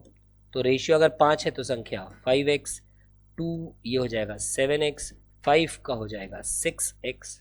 ठीक, अब अगर आप एक चीज देखेंगे तो इनका वैल्यू भी लिख सकते हैं हम लोग। तो वैल्यू क्या हो जाएगा भाई, तो 1 रुपए के जितने सिक्के होते हैं उतना उसकी वैल्यू होता है, तो वैल्यू भी 5x होगा। 2 रुपए के केस में क्या हो जाएगा, देखो 2 रुपए का अगर एक सिक्का है तो 2 रुपए, 2 सिक्के हैं तो 4 रुपए, 10 सिक्के हैं तो 20 रुपए, 100 सिक्के हैं तो 200 रुपए। कहने का मतलब ये है कि जितनी उनकी संख्या है डबल उसकी कीमत होती है। तो यहां पर आ जाएगा कितना, 14x। 5 रुपए के सिक्के, अगर आपके पास एक सिक्का है 5 रुपए का तो इसका मतलब है कि आपके पास 5 रुपए है। 10 सिक्के हैं तो 50 रुपए, 100 सिक्के हैं तो 500 रुपए। तो ठीक उसी प्रकार जितने भी सिक्कों की संख्या होती है 5 गुना उसका कीमत होता है। तो कितना कीमत है भाई, तो यहां पर आ जाएगा कितना, 30x, ये उसकी कीमत है। अब हमको क्या जानकारी दिया हुआ है कि यदि बैग में 1 रुपए के सिक्कों का कुल मूल्य 15 रुपए है, बैग में 1 रुपए के सिक्कों का मूल्य हमारे पास कितना है, 5x, हमारे पास कितना है 5x। और ये कह रहा है प्रश्न में कि 1 रुपए के सिक्कों का कुल मूल्य कितना है, 15 रुपए। तो हम कहेंगे कि 5x का मान कितना है, 15, यहां से x का मान आ जाएगा कितना, 3। और अगर x का मान 3 है तो पूछा क्या है कि find the total value of 5 rupees coin. 5 रुपए के सिक्कों का मूल्य हमको बताना है। तो 5 रुपए के सिक्कों का मूल्य कितना हो जाएगा, यानी हमको बताना है 30x, ये बताना है हमको। तो 30 × 3 कर दीजिए, आ जाएगा हमारे पास कितना 90। करेक्ट आंसर है हमारा option number B. Option number B हमारा करेक्ट आंसर होगा 90 रुपए। ठीक, तो आप देखेंगे तो यहां पर सिक्कों वाले क्वेश्चन में कभी कभी 1 रुपए के सिक्के देता है, कभी 50 पैसे, कभी 25 पैसे, कभी 2 रुपए, कभी 5 रुपए, हो सकता है कि 10 का सिक्का भी दे दे और 20 का सिक्का भी दे दे। ठीक है, तो उस हिसाब से आपको प्रश्न जो है हैंडल करना पड़ेगा। हम आगे बढ़ते हैं अगले प्रश्न की ओर। Question number 21, find the second proportionate to 18, 27 and 36 respectively. ठीक है, सेकेंड प्रोपोर्शनेट की बात कर रहा है, यानी सेकेंड वाला टर्म गायब है, तो आप प्रपोर्शन में लिख सकते हैं कि सेकेंड टर्म निकालना है हमको, तो 18 रेशियो सेकेंड प्रोपोर्शन को मैं x ले लूं इज एज 27 रेशियो 36, यही हमको ज्ञात करना है। तो इसे बहुत ही सिंपल वे में हम लिख देंगे कि 18/x बराबर हो जाएगा 27/36 के, और यहाँ से हम x का मान निकालेंगे तो 18 गुणे 36/27, ये हो जाएगा कितने बार में, तो ये सीधे सीधे 9 3 बार में, 9 4 बार में, 3 1 बार में, और ये 6 बार में, तो 6 चौक 24। तो सेकेंड प्रोपोर्शनेट आ जाएगा हमारा ऑप्शन नंबर बी। बहुत ही सिंपल क्वेश्चन था। ठीक, सेकेंड प्रोपोर्शनेट बोला था, जब सेकेंड प्रोपोर्शनेट निकालने को बोल रहा है इसका मतलब है सेकेंड वाला टर्म गायब है आपका। तो फर्स्ट दिया है, थर्ड दिया है और फोर्थ दिया है, तो फर्स्ट, थर्ड और फोर्थ दिया था, क्योंकि प्रपोर्शन में है, कह रहा है प्रपोर्शन का मतलब समानुपाती, अनुपात जो है वो समान है, यानी इनका अनुपात बराबर है इसके अनुपात के। ठीक है, प्रपोर्शन का मतलब यही होता है कि जब दो रेशियो क्या हो जाते हैं, सेम हो जाते हैं, तो उसको हम कहते हैं कि अगर दो रेशियो आपस में सेम है, इसका मतलब वो दोनों रेशियो प्रपोर्शन में है। आगे बढ़ेंगे next question, question number 22। Question number 22 में देखिएगा, find the mean proportionate of 25 and 36। जब ये बात करता है मीन प्रपोर्शनेट की, तो देखिए मीन प्रपोर्शनेट का केस हम कहते हैं कि A ratio B is as, यहां पर B रेशियो C लिख दीजिए। जब ये बात करता है मध्यानुपाती की, तो मध्यानुपाती में सेकेंड और थर्ड जो हम लिखते आ रहे थे ना, उसमें सेम टर्म लिख दीजिएगा। हम पहले क्या कर रहे थे कि A, B, C और D लिखते थे, पर अब हम क्या करें कि A, B और B, C इस प्रकार लिख रहे हैं।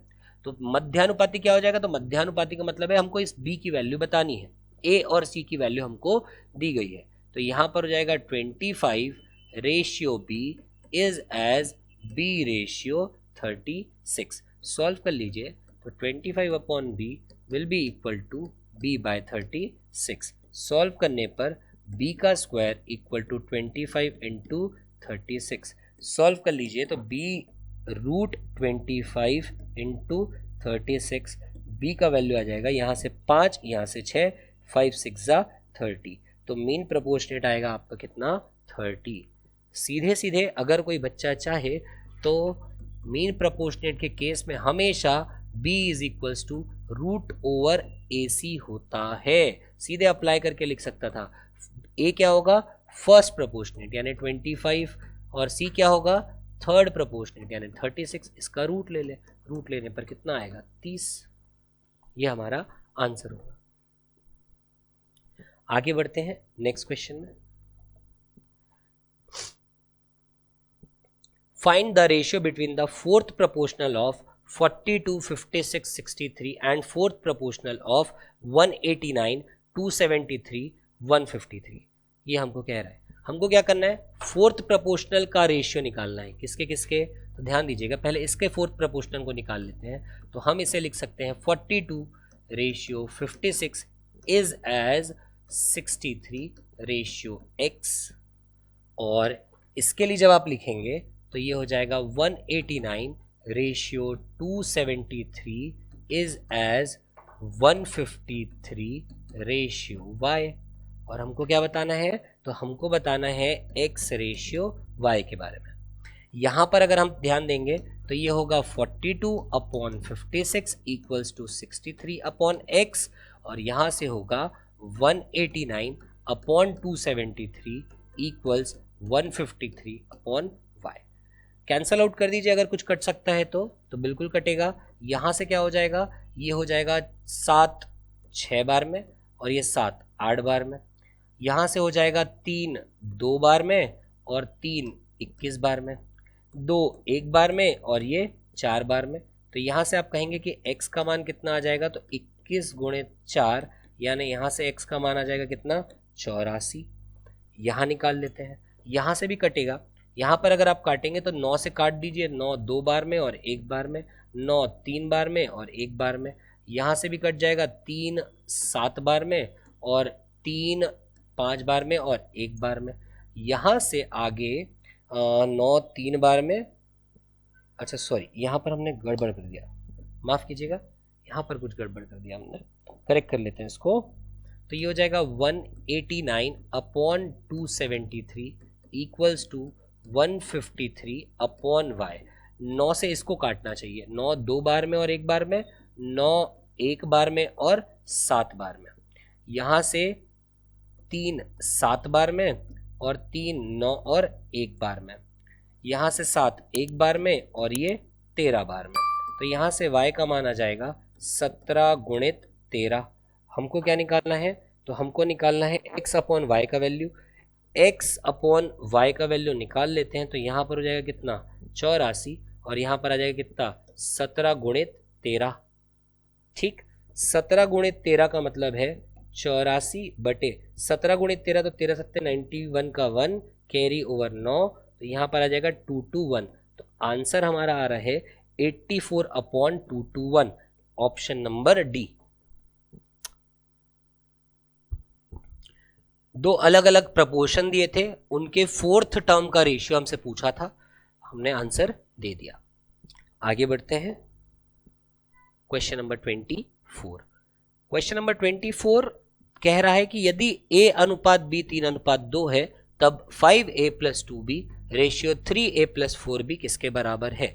ऐसे केसेस में देखिए आपको दिया है कि a/b का रेशियो कितना है, 3/2।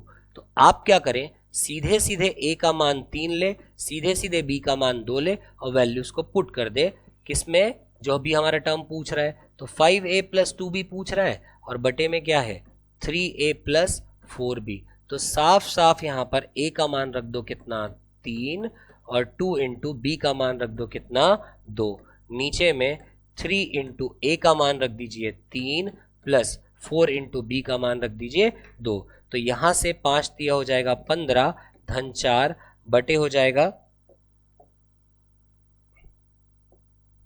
5 दिया हो जाएगा 15 धन 4 बटे 3 3 9 प्लस ये हो जाएगा 8। तो आंसर आएगा हमारा 9/17 which is option number C. Correct answer is option number C. ठीक, तो सीधे सीधे a का मान 3 ले लिया, b का मान 2 ले लिया, कोई आपको x y ये सब लेने की जरूरत नहीं है। ठीक, सीधे बढ़ेंगे आगे। Question number 25, the ratio of incomes of 2 person is 9:7 and the ratio of their expenditure is 4:3. If each of them manages to save 2000 per month, then find their monthly income. फिर से इनकम एक्सपेंडिचर पर based question है। ठीक है, दो व्यक्तियों की आय यानी इनकम की बात कर रहा है और एक्सपेंडिचर यानी उनके व्यय की बात कर रहा है। ठीक, और हम जानते हैं कि इनकम माइनस एक्सपेंडिचर क्या होता है, सेविंग्स होता है। ठीक, तो क्या हो जाएगा, तो मान लेते हैं एक व्यक्ति ए है, दूसरा व्यक्ति बी है, उनके आय का अनुपात दिया हुआ है। तो आय का अनुपात कितना है, 9:7। तो माना ए की आय 9x, बी की आय 7x। उनके व्यय का अनुपात दिया है 4:3। तो माना कि बी का व्यय जो है, सॉरी ए का व्यय जो है वो 4y और बी का व्यय कितना हो जाएगा 3y। और हमको क्या दिया हुआ है कि हमारा जो सेविंग्स है उनका सेविंग्स कितना है, तो प्रत्येक की बचत जो है वो कितनी है, 2000 है। तो इसकी भी 2000 है बचत और इसकी भी 2000 है बचत। लेकिन जब आप बचत निकालेंगे तो बचत निकलेगा कैसे, कि इनकम माइनस एक्सपेंडिचर आप करेंगे। तो इनकम कितना है 9x माइनस एक्सपेंडिचर कितना है 4y। यहाँ से इनकम है आपका 7x, एक्सपेंडिचर है कितना 3y। तो ये रहा ए का इनकम, ये रहा बी का इनकम। तो हम कह सकते हैं कि 9x minus 4y upon B का अगर मैं कर दूं तो 7x माइनस 3y, ये है ए का बचत, ये है बी का बचत। तो ये हो गया ए और बी के बचत का अनुपात, और ये अनुपात आ जाएगा 2000 बटे 2000 कर दो यार, तो 2000 बटे 2000 कर देंगे, ये कट गया तो 1/1 हो गया, तो यहाँ से क्या हो जाएगा कि हम लिख सकते हैं 9x minus 4y equal to 7x minus 3y, और सॉल्व करने पर आपको यहाँ से मिलेगा कि 2x equal to y, y का वैल्यू कितना आया 2x, और अगर y का वैल्यू 2x आया तो अब किसी भी एक इक्वेशन में पुट कर दें, या आप चाहें तो यहाँ पर 9x माइनस 4y जो कि बचत है किसकी a की, जिसका मान है कितना 2000, यहाँ पर उस वैल्यू को पुट कर दें तो 9x माइनस 4 इंटू, अब y की जगह 2x आ जाएगा तो 4 into 2x that is 8x equals to 2000, तो यहाँ से x की वैल्यू कितनी निकल करके आई 2000। अगर x का वैल्यू 2000 आ रहा है, अगर x का वैल्यू 2000 आ रहा है तो हमको क्या बताना है, तो उनकी मासिक आय ज्ञात करें, तो एक का आय हो जाएगा कितना 18,000 क्योंकि x 2000 आया, और b का इनकम हो जाएगा 7 दूनी 14,000, तो आंसर होगा हमारा 18,000 और 14,000, ऑप्शन नंबर ए। आगे हम बढ़ते हैं अगले प्रश्न की ओर। नेक्स्ट क्वेश्चन भी आय और व्यय से है और लगभग पिछले प्रश्न के जैसा ही है, तो मैं उम्मीद करूंगा कि इस क्वेश्चन का आंसर आप जो है हमारे इस वीडियो के कमेंट बॉक्स में देंगे, प्रयास करें इसे बनाने का। हम आगे बढ़ते हैं अगले नए क्वेश्चन की ओर। नया क्वेश्चन क्या है, तो देखिए नया क्वेश्चन कह रहा है कि 2500 की राशि को x, y और z के बीच 1/2, 3/4 और 5/6 के अनुपात में वितरित किया गया। अधिकतम शेयर और न्यूनतम शेयर के बीच अंतर क्या है। तो देखिए ऐसे क्वेश्चन को सॉल्व करने के लिए आप 2-3 तरीके हैं, जिसमें से मुझे जो सबसे ज़्यादा पसंद है, जो अच्छा तरीका है वो ये है कि x ratio y ratio z आपको कह रहा है कि 1/2 रेशियो 3/4 रेशियो 5/6 है। आप फ्रैक्शन को हटा दें, फ्रैक्शन को हटाने के लिए आप 2, 4 और 6 का एलसीएम ले लें, जो कि होता है कितना 12, तो आप 12 से सभी को मल्टीप्लाई कर दें तो 12/2 हो जाएगा, 12 गुणित 3/4 हो जाएगा, 12 गुणित 5/6 हो जाएगा, 1 बार 6 बार, 1 बार 3 बार, 1 बार 2 बार, तो यहाँ से आ जाएगा हमारे पास 6 रेशियो 9 रेशियो 10, और ये है किसका x ratio y ratio z की value, x ratio y ratio z की वैल्यू।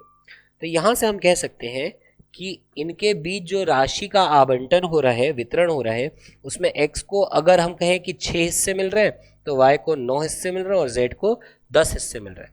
सर्वाधिक हिस्सा हम अनुपात देख के बता सकते हैं किसका होगा, z का, न्यूनतम हिस्सा x का होगा, तो इसी का हमको अंतर बताना है। तो उनका अंतर क्या हो जाएगा, तो देखो भाई टोटल पहले आप निकालिए, तो 6 हिस्सा x, 9 हिस्सा y, 10 हिस्सा z, तो 6 और 9 15, 15 और 10 25, ये 25 हिस्से जो है ये कुल राशि है, तो ये कितना हो जाएगा बराबर 2500। तो 25 हिस्सा अगर 2500 है, हमको बताना है अधिकतम और न्यूनतम शेयर के बीच का अंतर। न्यूनतम है 6, अधिकतम है 4, तो हमें बताना है 10 और 6 का अंतर यानी 4 का मान। देखो 25 का मान 2500 है, तो 4 का मान कितना होगा 400, तो करेक्ट आंसर है हमारा ऑप्शन नंबर सी।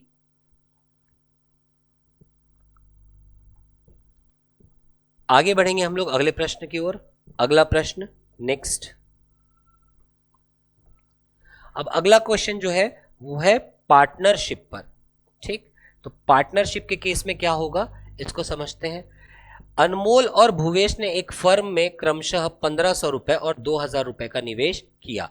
4 महीने बाद उन्होंने सुरेश को शामिल किया जिसने 2250 रुपए का योगदान दिया।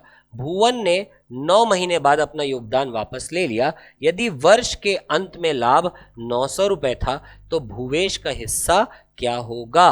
ध्यान दीजिएगा, एक है आपका इन्वेस्टमेंट, दूसरा है आपका टाइम। कौन कितना, तो देखो क्या क्या नाम ले रहा है ये, तो एक नाम ले रहा है ये अनमोल, एक नाम ले रहा है ये भूवेश, और एक नाम ले रहा है ये आगे जाकर के कौन आ रहा है, सुरेश आ रहा है। ठीक, अनमोल और भूवेश ने प्रारंभ से ही अपना निवेश कर दिया। अनमोल ने कितना निवेश किया? 1500। भूवेश ने कितना निवेश किया? तो आप कहेंगे 2000 रुपए। और आगे जाकर के सुरेश ने भी तो निवेश किया ना, तो सुरेश ने कितना निवेश किया? तो 2250 रुपए। ठीक, देखा जाए तो अनमोल ने 1500 रुपए जो निवेश किए, प्रश्न में कहीं पर भी उसके पैसे को वापस निकालने की बात नहीं किया। इसका मतलब है कि ये जो 1500 रुपए है अनमोल ने पूरे समय तक निवेश करके रखा, और पूरा समय क्या है? वर्ष के अंत में, यानी 1 साल बाद। तो हम कह सकते हैं कि इसने 12 महीनों तक अपना निवेश करके रखा। ठीक, भूवेश के बारे में देखिए, तो भूवेश के बारे में कहा जा रहा है कि भूवेश ने 9 महीने बाद अपना योगदान वापस ले लिया। इसका मतलब ये है कि जब फर्म चालू कर रहे थे, जब ये कंपनी चालू कर रहे थे, जब ये पार्टनरशिप कर रहे थे, तब से लेकर 9 महीने तक भूवेश ने अपने पैसे डालकर के रखा था। यानी भूवेश का इन्वेस्टमेंट सिर्फ 9 महीनों का था। और सुरेश के बारे में अगर आप ध्यान से देखेंगे तो सुरेश जो है कब आया?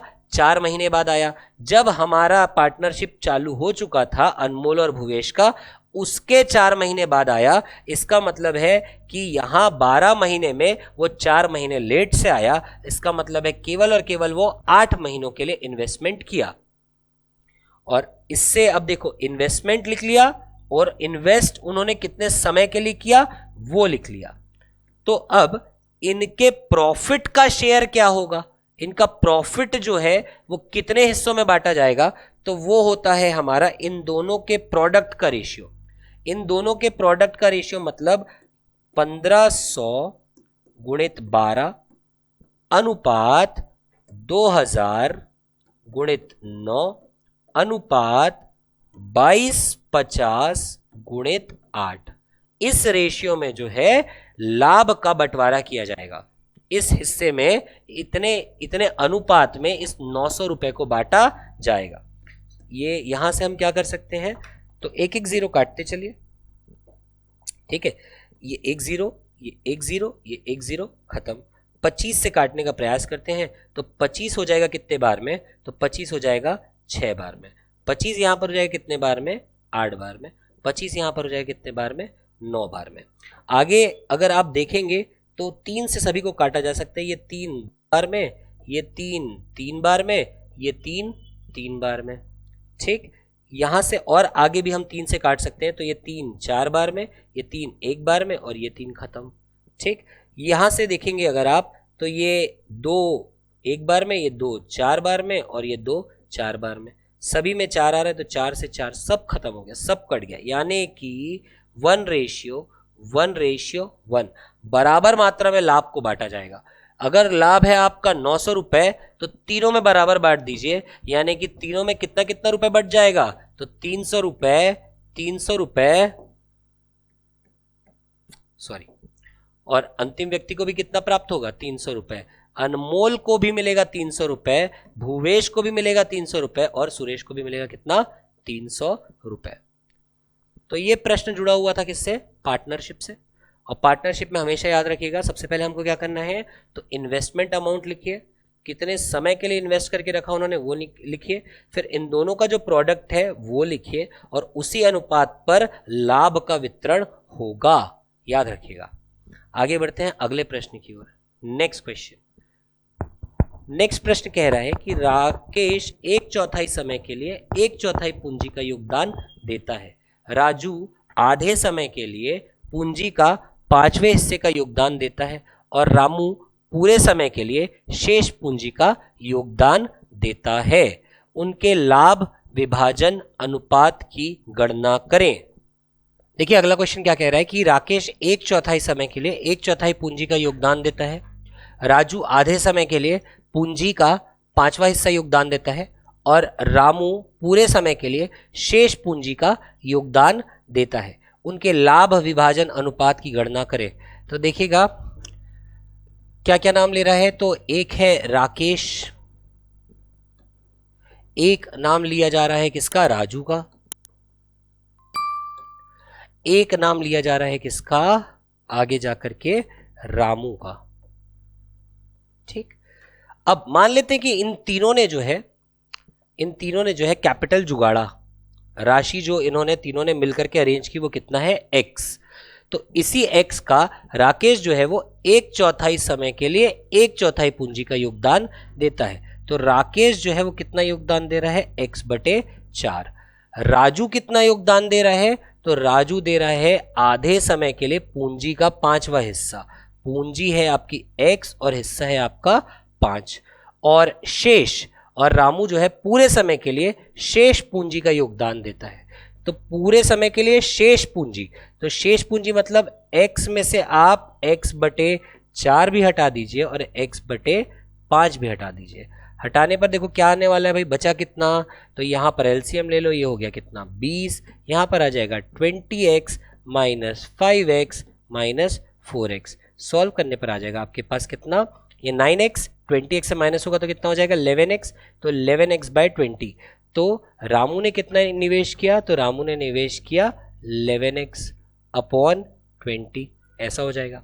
ये हो गया इनका निवेश। निवेश का मतलब है इन्वेस्टमेंट। समय देख लेते हैं, तो समय, तो यहां पर ना समय को लेकर के कोई चर्चा नहीं हुई है, तो हम मान लेते हैं कि 1 साल के लिए था वो, 1 साल यानी 12 महीने के लिए इन्होंने निवेश करके रखा था। तो देखो 12 महीने के हिसाब से राकेश 1/4 समय के लिए, तो 12 का 1/4 कितना हो जाएगा, तो आप कहेंगे 3 महीना। आगे राजू आधे समय के लिए, तो 12 का आधा कितना हो जाएगा, यानी 6 महीना। और रामू जो है वो पूरे समय के लिए, पूरे समय से हमारा मतलब है कितना, 12।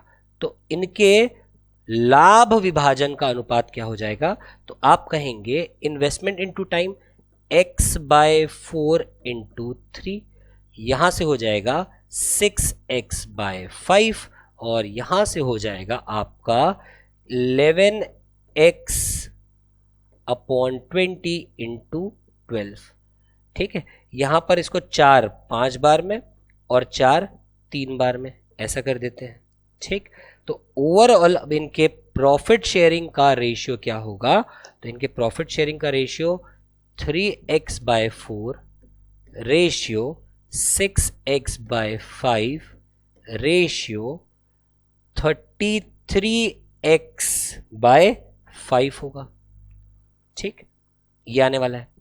अब आप क्या करें, ये अपॉन में जो दिया हुआ है ना, इसको सबको हटा देते हैं हम लोग। हटाने का तरीका है कि 4 5 5 का आप एलसीएम ले ले, यानी 20, सभी को 20 से मल्टीप्लाई कर दो, तो 20 × 3x/4 ratio 20 × 6x/5 ratio 20 × 33x/5 कर दीजिए।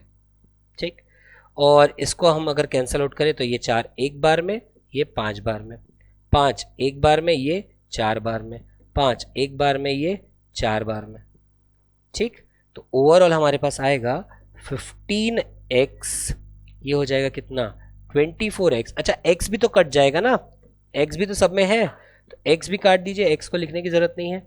तो हम कहेंगे 5 तिया 15 अनुपात 4 छक्के 24 अनुपात 4 तिया 12, और ये हो जाएगा 132, और कट जाएगा ये तो 3 से, तो ये 3 5 बार में, 3 8 बार में, और 3 44 बार में। तो इनके लाभ विभाजन का अनुपात जो होगा वो होगा 5:8:44।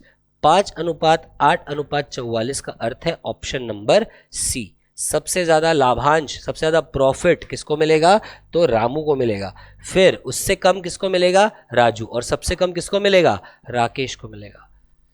ठीक, आगे बढ़ते हैं अगला क्वेश्चन, और ये हमारे इस वीडियो का last question. X began a business with ₹450. Then after few months, Y joined him with a capital of 300. In the end of the year, the profit were distributed in the ratio of 2:1. After how long did Y join? कह रहा है कि X ने 450 रुपये से व्यवसाय शुरू किया, फिर कुछ महीने के बाद Y जो है वो 300 रुपये की पूंजी के साथ उसके साथ जुड़ गया। वर्ष के अंत में लाभ 2:1 के अनुपात में वितरित किया गया। तो Y कितने समय बाद शामिल हुआ, तो Y कितने समय बाद शामिल हुआ ये हमको बताना है। दो लोगों की चर्चा हो रही है, एक है X, एक है Y। X ने इन्वेस्ट किया, ठीक है, और Y ने भी इन्वेस्ट किया, कितने समय के लिए किया, तो यहाँ पर टाइम लिख लेते हैं। यहाँ पर क्या आता है, तो यहाँ पर इनके प्रॉफिट शेयरिंग का अनुपात लिखा जाता है। एक्स कितना रुपए इन्वेस्ट कर रहा है, तो ये 450 रुपये लेकर के आया एक्स। वाई कितना रुपए लेकर के आया, तो वाई लेकर के आया 300 रुपये। प्रश्न में बात कर रहा है वर्ष के अंत में, तो वर्ष के अंत तक के किसने अपना इन्वेस्टमेंट रखा था, एक्स ने रखा था। लेकिन वाई कुछ महीने बाद आया, मान लेते हैं कि वाई जो है वो टी महीने बाद आया। तो वाई अगर टी महीने बाद आया तो कितने महीनों तक उसने इन्वेस्ट करके रखा, तो आप कहेंगे 12 माइनस टी। ठीक है, अगर 4 महीने बाद आता तो 12 माइनस 4 यानी 8 महीनों के लिए इन्वेस्ट किया। अगर 6 महीने बाद आता तो 12 माइनस 6 यानी 6 महीनों के लिए करता। अगर 10 महीने बाद आता तो 12 माइनस 10 यानी 2 महीने के लिए इन्वेस्ट करता। हम कह रहे हैं कि वाई टी महीने के बाद आया, इसका मतलब कितने महीनों तक के लिए इन्वेस्ट करके रखा, तो 12 माइनस टी। इनके प्रॉफिट शेयरिंग का अनुपात क्या हो जाएगा, तो आप कहेंगे 450 गुणित 12 का अनुपात होगा 300 गुणित 12 माइनस टी के साथ। यहां पर हम कैंसल आउट कर सकते हैं, ये 150 3 बार में, ये 150 2 बार में, ये 2 1 बार में और ये 2 6 बार में। तो हम ऐसा कहेंगे कि इनके प्रॉफिट शेयरिंग का रेशियो कितना हो जाएगा, तो 18:12 माइनस टी। और यही रेशियो जो है आपको दिया हुआ है कि इनके प्रॉफिट शेयरिंग का रेशियो कितना है, 2:1। तो क्या मैं ऐसा कह सकता हूं कि 18/12 माइनस टी बराबर होगा 2/1 के। और ऐसा करने पर 2 1 बार में और ये 9 बार में, तो हम लिखेंगे 9 = 12 minus T, T is equals to 12 minus 9 यानी टी इज इक्वल्स टू आ जाएगा कितना, 3 मंथ्स, 3 महीने। यानी कि वाई कब शामिल हुआ, 3 महीने बाद। कितने महीनों तक के लिए इन्वेस्ट करके रखा था, तो 12 में से 3 कम कर दीजिए तो 9 महीनों तक के लिए इसने इन्वेस्ट करके रखा था। ठीक, तो ये रहे हमारे रेशियो एंड प्रपोर्शन के पूरे 30 क्वेश्चंस और उनके 30 सॉल्यूशंस। याद रखिएगा एक क्वेश्चन मैंने आपके लिए छोड़ा है, ठीक है, वो क्वेश्चन का आपको सॉल्यूशन जो है अगर प्राप्त करना है तो आप जो है कमेंट सेक्शन पर ध्यान रखिएगा। मैं कमेंट सेक्शन पर जैसे ही 1-2 लोगों का आंसर अगर आ जाएगा तो मैं वहाँ पर रिप्लाई दे दूंगा कि आंसर सही है कि नहीं, और अगर किसी का नहीं आएगा तो मैं कमेंट सेक्शन पर इसका सॉल्यूशन ज़रूर छोड़ने का प्रयास करूँगा। ठीक है, तो इसी के साथ ही हमारा 30 के दम का दूसरा टॉपिक रेशियो एंड प्रपोर्शन यहीं पर समाप्त होता है। अगला टॉपिक हमारा रहेगा परसेंटेज। मिलते हैं अगले दिन। Thank you.